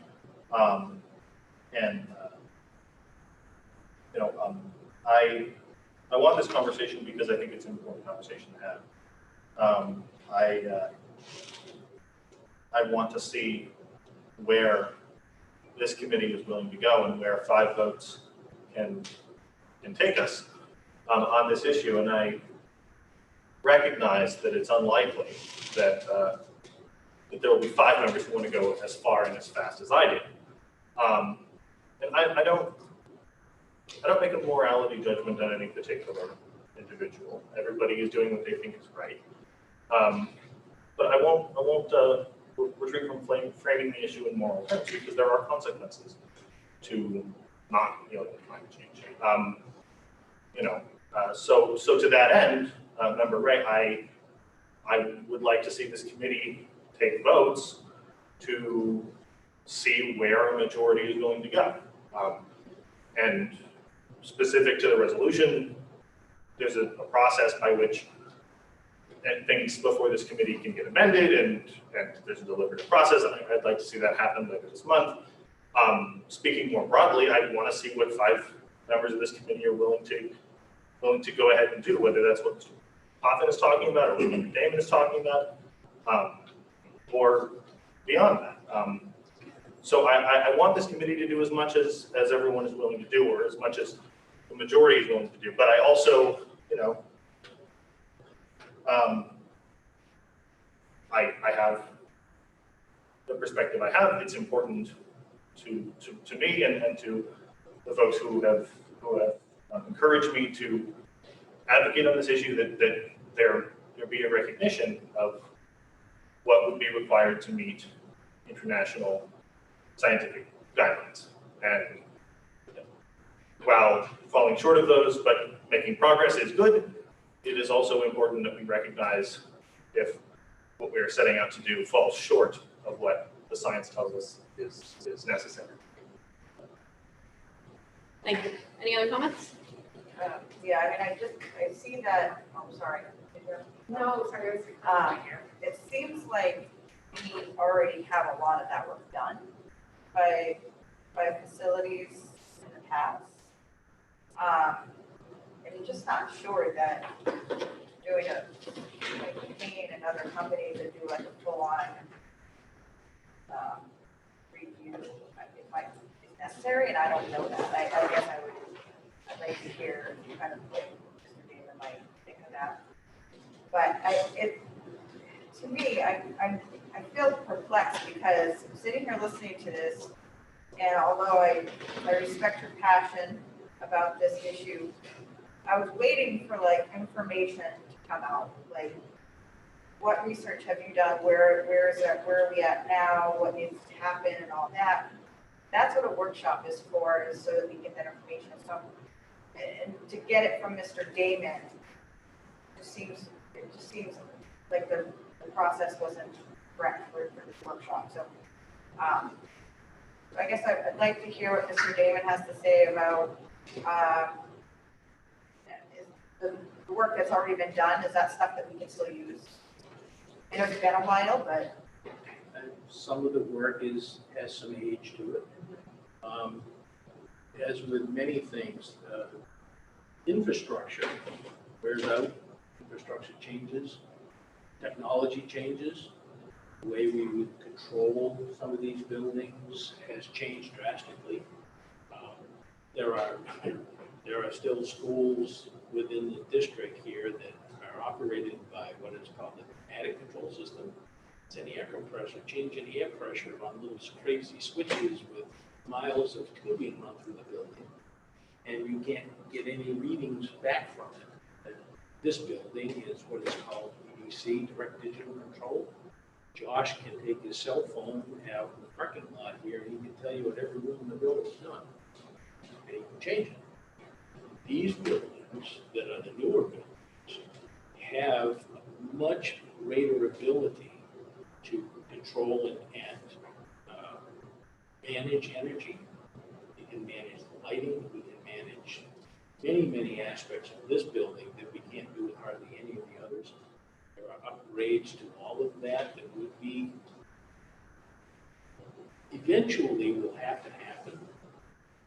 But again, are they the highest priority for that particular building? And those are all studies that will have to be done because things keep changing. So some of the work that has been done prior is good baseline, not necessarily going to give us an answer in 2020 or 2021 for what's the highest and best priority. As the technology has changed, we're looking at stuff that was done 20 years ago. Going, shit, how do we do that? Well, much less 50 or 75 years ago. So that some of the background work is important, and some of the background knowledge that staff and the contractors have will form the basis for what we decide are the highest priority.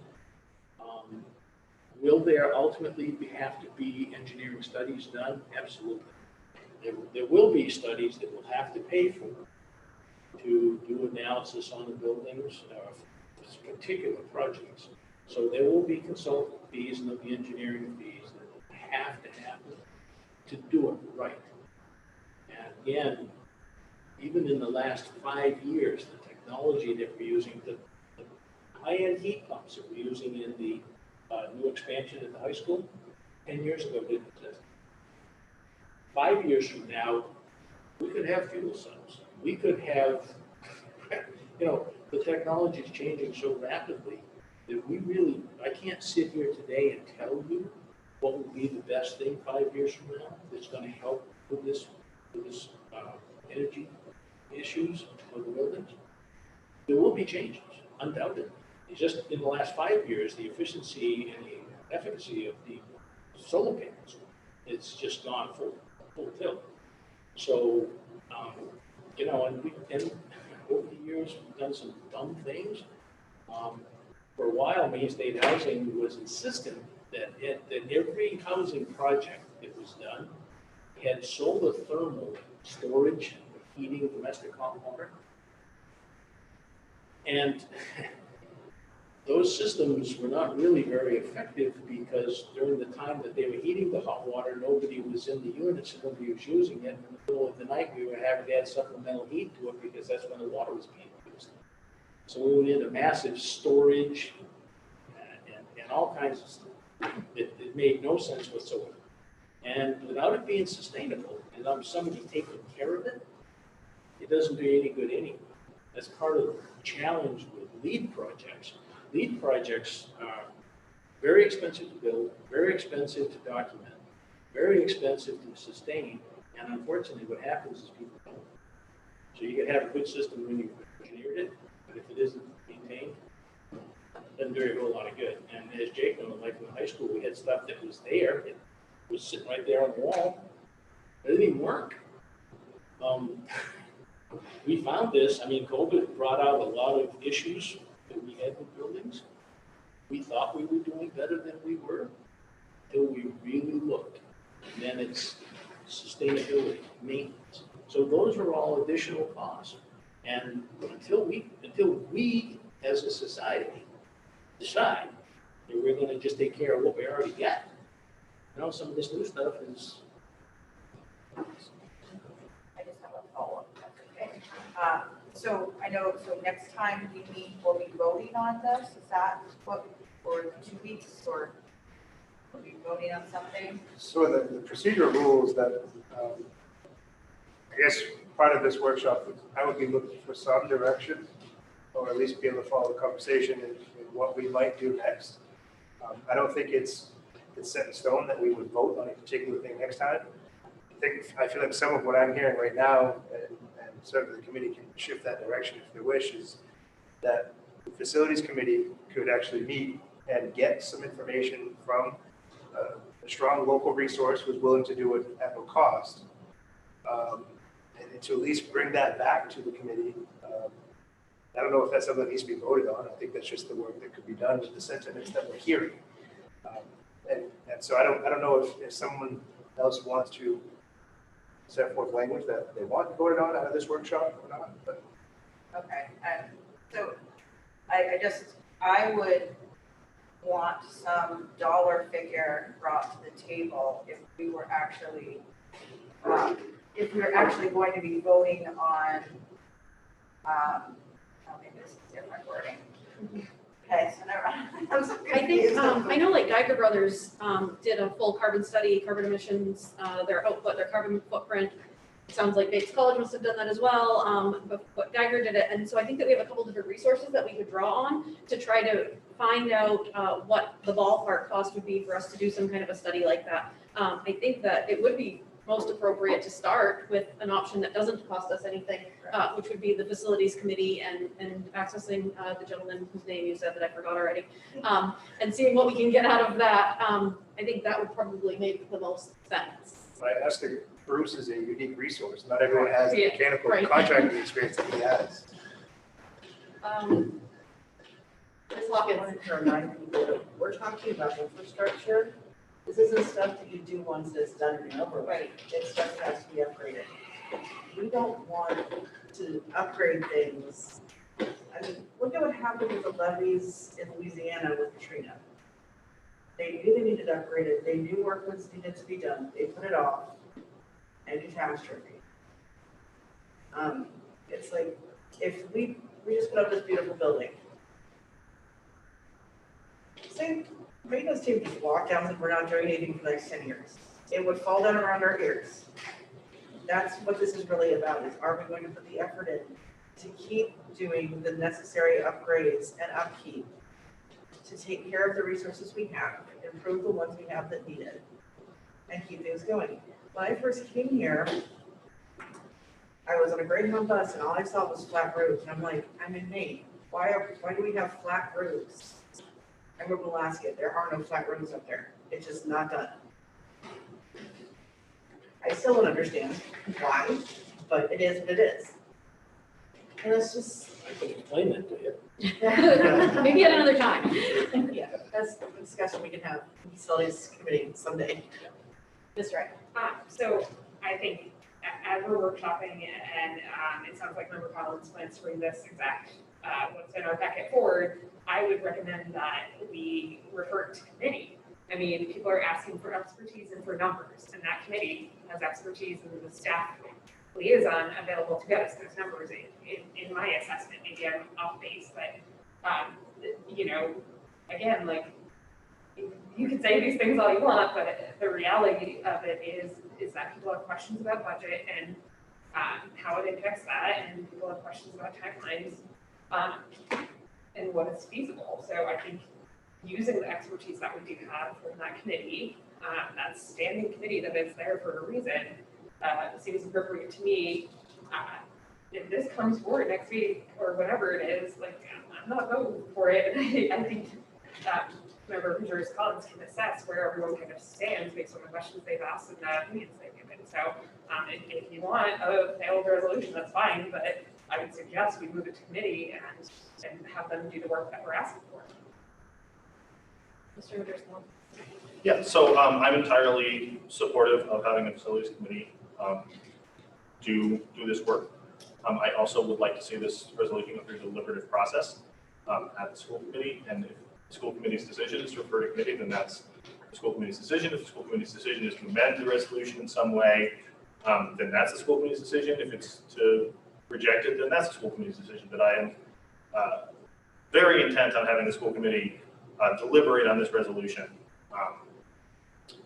In addition to the work that the facility subcommittee is doing, and I think that this, to my mind, addresses my concern, and allows the committee to have a deliberative process on what I would like to see us do, and then also go down a road that allows the committee to additionally adopt a consensus model that produces some positive movement. I don't see why we can't do both of those things.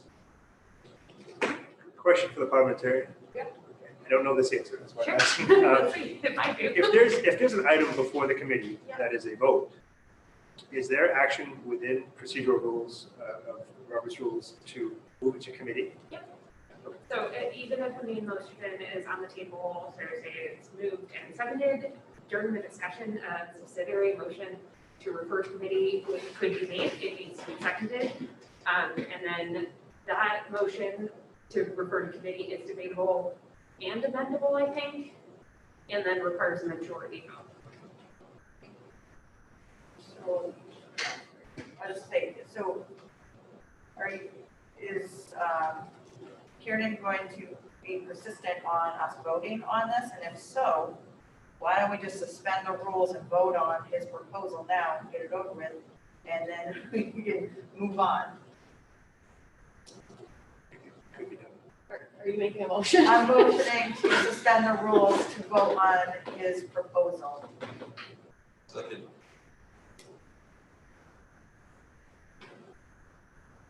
So we're just voting to suspend the rules right now.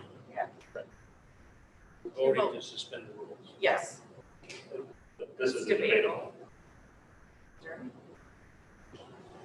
Okay, any conversation? Mr. Majors Collins. Sure. Yeah, I mean, I don't want anyone to feel any sense of, I recognize where the majority of the committee is on this resolution. That's okay. Everybody has their perspective, and I respect where everybody's coming from. I am, number one, eager to see this voted on, even if it gets voted down. And then I'm equally eager to move in a direction through the facility subcommittee after that allows us to Point of order, sorry, it isn't debatable. suspend the rules. Suspending the rules I did not think was debatable, no. According to what I just looked up, I don't have my book with me. Oh, Sorry, I. okay. Sorry. I apologize. I mean, I'm pretty sure.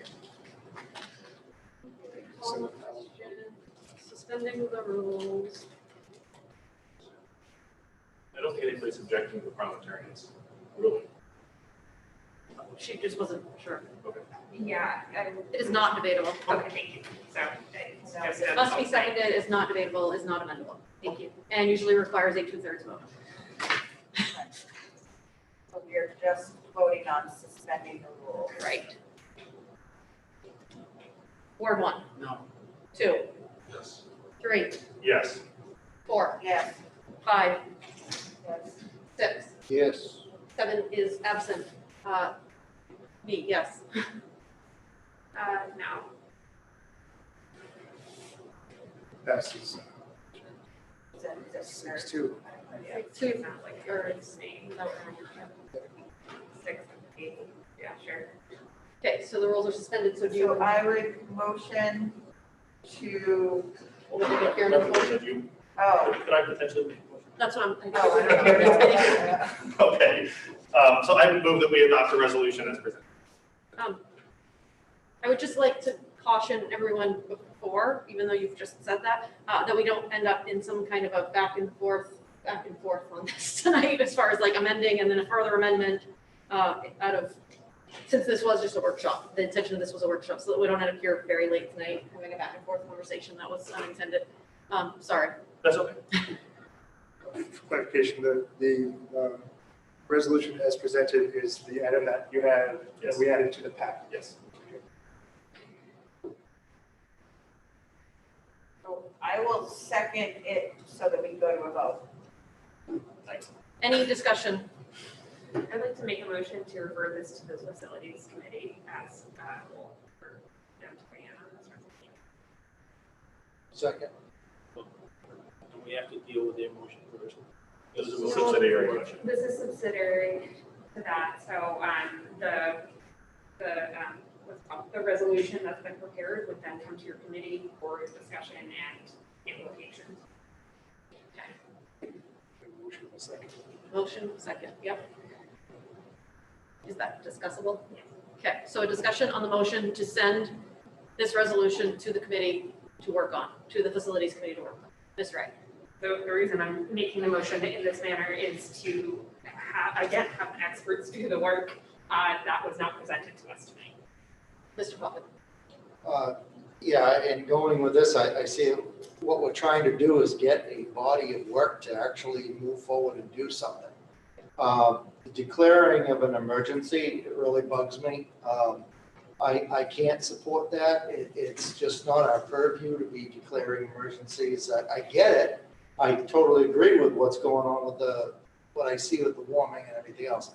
But we're trying to get some solutions here, and I think the solutions come out of the committee, and that's why I support that. Ms. Hawkins. I'm just trying to understand what's going on right now. So right now, we're having a discussion on whether or not we should send this work to the subcommittee to work on it.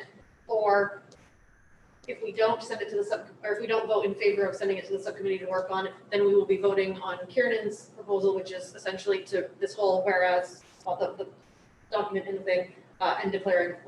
Okay, I was just trying to understand if we send it to committee, do we still vote or? Yeah, we were like, what? If it goes to committee, it would not be voted on Okay. in this current. That's my reason. And Mr. Maduro's going. Yeah, so I feel that the resolution as proposed is eminently supportable. I understand that other folks may have a different perspective, but for that reason, because I would like to see it adopted as written, I'm going to be voting against referring it to committee. But if it is referred to committee, then of course I'll be eager to work with Member Dane and the other members of the facilities subcommittee to further advance this issue. Thank you. So a quick question, in no way am I saying if this is voted down, that it wouldn't get brought to the committee to work on. No, that's ultimately what would end up happening anyways. I think Right. the difference is Mr. Maduro's Collins wants sort of the broad statement made in addition to the work being done. Instead of just the work being done, he wants the acknowledgement of the broad statement. I think he said in the past, he wants all board members to commit publicly to where they stand on the subject. So I think he's trying to get the statement, the general public statement, in addition to the work being done. So what she's proposing gets the work done, what he's proposing gets the work done and makes a public statement. Is that correct? Yeah, that's a fair synopsis. Can I just offer because I think your question was a little bit more than that. If this subsidiary motion gets voted down, then we go back to the original motion, and that can be amended and made as well. So if you're looking to do something entirely different, that's possible. What's the original motion then? Now it's That's the same thing. Oh. His, I was just trying to make this easy, simple, let's get the vote over with. Yeah. And no matter what happens, I want the facilities to do the work, but I don't want them to have to follow this word for word and figure out how to do things. I want them to be able to do what they do, not follow this emergency. And Right. just because I want to take a vote does not mean that I am for this. So I'm still okay with taking the vote on this proposal. are you calling the vote? What are we voting on? What, Referring referring it to the committee. Referring it to the committee. Yes, it's called vote. Ward 1, To refer to the committee? yes. Yes. 2, No. 3, No. 4. No. You don't want to refer to the committee? I don't want to vote on that motion. Sorry, I think we're all really confused. Okay. So if you vote on Alicia's motion, then it goes straight to committee without any vote about the proposed climate emergency. So no public statement will be made as to where anybody stands on that. So if we It just gets the vote- work started. I understand that, but I don't want this proposal to come back up and us have to vote on this later. So if we vote in favor The committee will of work on Ms. this. Ray's then we're not bringing this back up. It goes to the committee does their work on it, the committee reports back to us, Is and that would create. Is that Yes. Kieran's understanding? Because that's my important thing, is I want to make sure that he's not bringing this back up when there is work being done. So that would, for Kieran to bring his exact proposal back up while the subcommittee is doing the work, would be kind of circumventing the work being done. Okay, So I think that would not move forward. because I don't think, You know what was called, yes. We are supposed to be, we are in the middle of a vote right now, and we're in a and discussion. if we're, I just wanted to clarify, if it's referred to subcommittee, then the place where I'm gonna be putting my energy into making it happen is the subcommittee, so the subcommittee can come back with a positive report, maybe it will, maybe it won't, you know? But that's wrong. So if your goal is to just sort of squash this and get the work done at the subcommittee level, then you would vote in favor of this raise proposal. If you would like to continue the discussion around the resolution, then you would vote against it. but is your amendment, that the subcommittee has to go off of this proposal? No. Okay, so yes, Is everybody on the same page with where we're at right now? Okay. Miss, Yes. Ward 7 is absent, I vote yes. Ms. Wright, Yes. did you get all that? I think it's 5:30. 5-3. Motion passes. So this will go to the facilities subcommittee for work. And at some point in the future, once there's adequate information, the facilities subcommittee will report back to us. And there will potentially be voting at that time. Mr. Physic voted the wrong way as well, right? Because you didn't know how to. Oh, I wound up getting voted on the resolution. Okay. That's what I was voting for. Okay. Sorry. All right, good. Okay. Agenda item number 7, report from the city council representative, Ms. Wright. Thank you very much. We have a meeting tomorrow night, lots of routine stuff, but there will be an economic development plan update. We are going to be talking about parking garages and the lack of revenue they've run in, and maybe it's presenting the Spirit of America awards to the LA Veterans Council, which will be great. And then I'm gonna say this every time we meet until November 3rd, but early voting is open for Lewiston. You can visit City Hall to cast your ballot between now and October 30th from 8:30 a.m. until 4 p.m. Monday through Friday.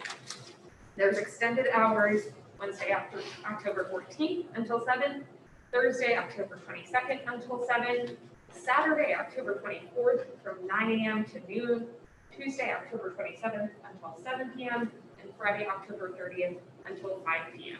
There are lots of concerns and questions about how people are voting this year, so these are times when you can go in and cast your ballot and put it in the box yourself.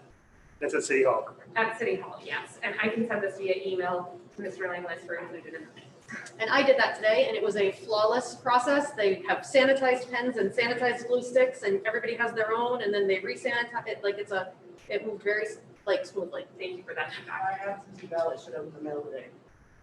People do realize that you don't have to be sick and homebound to use an absentee ballot, anybody can. Okay. Agenda item number 8, report from the school committee chair, and I have no updates.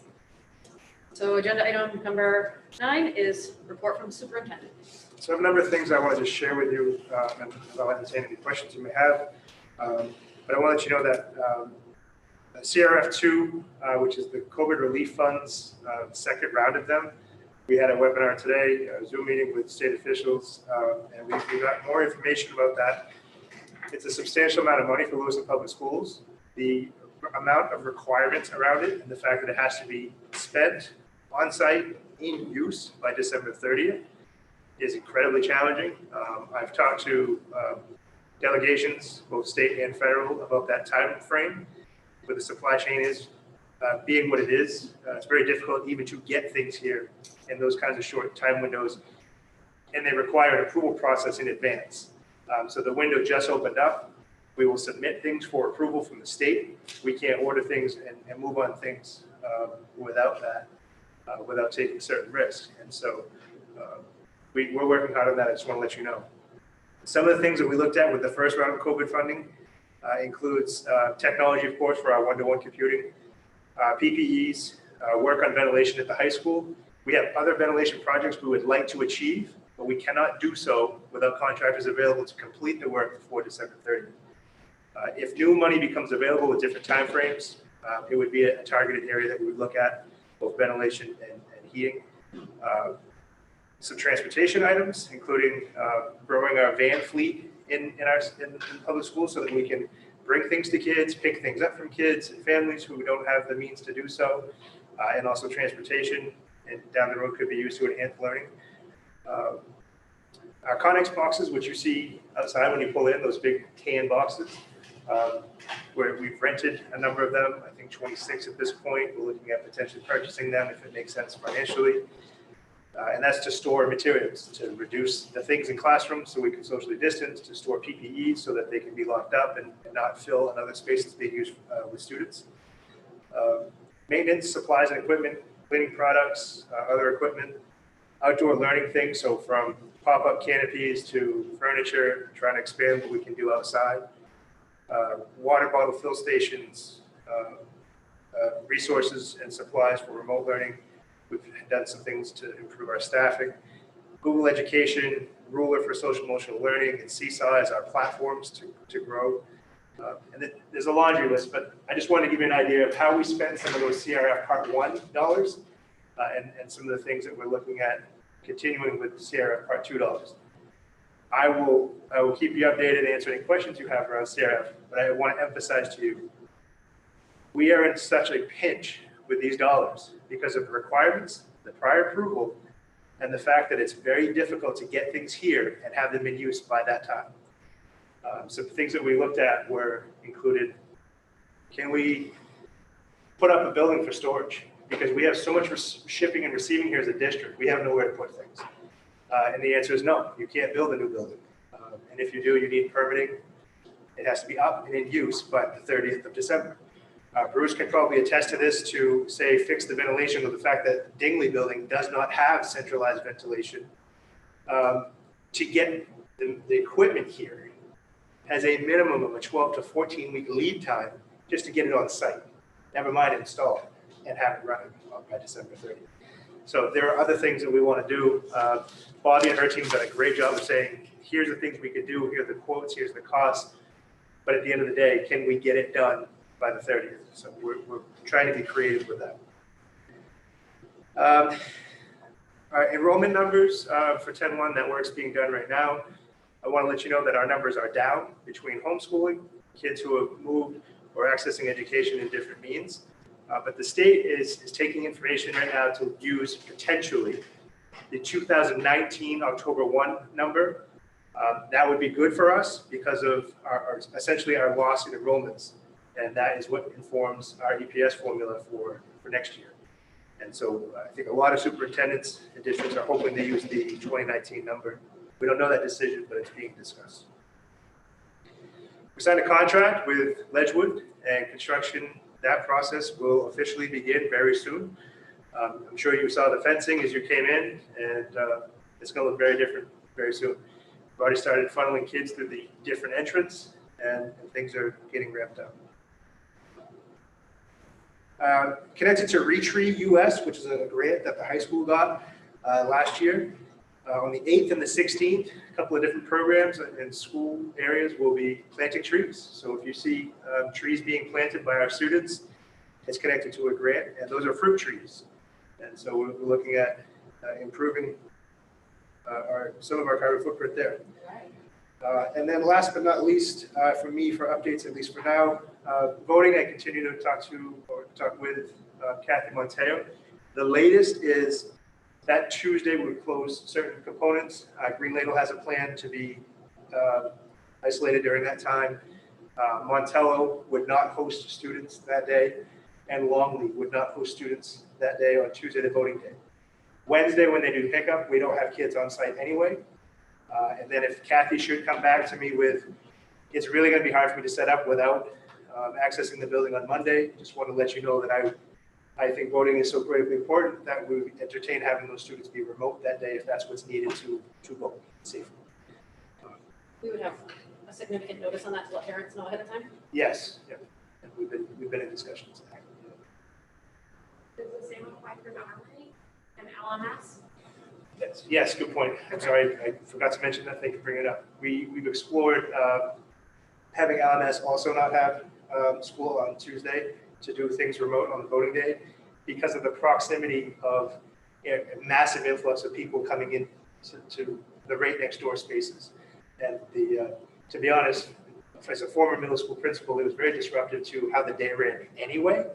But it not just disruptive for the school, but disruptive for voters. If you tried to vote at 2 o'clock when the school was dismissing, you couldn't. It was gridlock, and I think we lost people voting because of those kinds of things. So the middle school, yes, is also one of the buildings being considered for that. Mr. Driscoll. I wanted to ask about ECS funding specifically. You said we have down enrollment, and that there are a number of superintendents who are hoping to use last year's number. I guess my question is our ECS funding absolute based on the number of students, or is it a proportion of the total students in the state of Maine? And so if it's the latter, has our reduction in student population been as a percentage greater or less than other districts? I'll do my best to answer that question in a couple of different ways. Yeah. First way is, so EPS, yes, it's your share of the pie, if you will, the whole pie. The challenge to that is from our EPS funding numbers from a subsidy and enrollment perspective, it's not that we in Lewiston have less kids per se. Yeah. Cohorts of homeschooling, things like that have created an influx of students that aren't coming to school when otherwise they would have, and where next year, if things return to normal, likely will return to us. And so then we would have kids in front of us that the subsidy formula would support them being in our schools from a financial perspective until the following year. So kind of yes to both of those statements, that yes, it's one pie, depending on what the state can allocate. But it's not that we have significantly less school students. We are not a shrinking district like many schools are. Right, I guess what I'm asking is, our enrollment's down from last year. Presumably that's also true for other districts. Yes. This is not a Lewiston specific issue. Yes. So how does our enrollment drop compared to other districts? Is it It's more comparable. or less? No, it's comparable. Oh. And a lot of it is, again, around people choosing to homeschool in small pods. That's all. Number 10, school, no, number 9. I have one more question. Yes. JL, let me visit this. I'm just trying to envision what school's gonna look like in the future. And I'm wondering if things aren't gonna change in a permanent way moving forward. How much money is in that COVID fund altogether? So the most recent disbursement is $5.8 million. And the other one was very similar to that. It was slightly less, but it was very similar to that disbursement. Given that the CDC requires us to have X amount of feet, square footage for each pupil and so forth and so on. What about the idea, and I hate to say it because I don't particularly like them, but I'm just looking at down the road, the purchase of trailers to set up at the schools for additional spacing in the future. I mean, not to say this is like right now because we have the issue with the staffing and so forth. But in terms of being able to put things in place for the district in the future, that we may need to expand our classrooms to have only so many in a classroom. I just wonder if there's a thought there. So the term that's been used by other people around the state who are in need of doing that have called them portables. And the conversation around portables is subject to debate. They may approve them. In some cases they have. I think you've got to demonstrate your need for them. But I still think down the road, we're looking at a number of things. There's some buzz in the air that if they don't move this December 30th deadline, which a lot of people have asked to do, but which is connected to federal treasury, just to be clear. If they don't move that deadline, there's some thinking that the reason they're not going to do that is because of some monies that might be out there negotiated as part of the HEROES work. That might be another stimulus that might also find its way towards schools. And the state of Maine used COVID relief funds issued to the state to help support schools. Not every state did that, so this isn't across the board. But there's thinking around those lines that there may be additional funds available down the road. No guarantee of that. But it might have some more flexibility down the road. The question that I kept asking today was, if the date gets changed, can we change what we've submitted?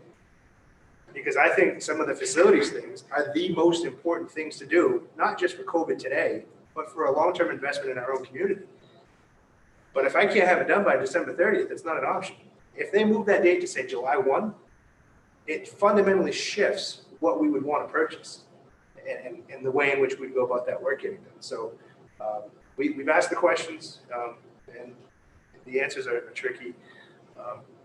We could use the money to purchase other spaces, but we can't lease them, because if we lease them, we have to figure out how we're paying for it after December 30th. We can't extend beyond that date for anything, not even for software or licenses.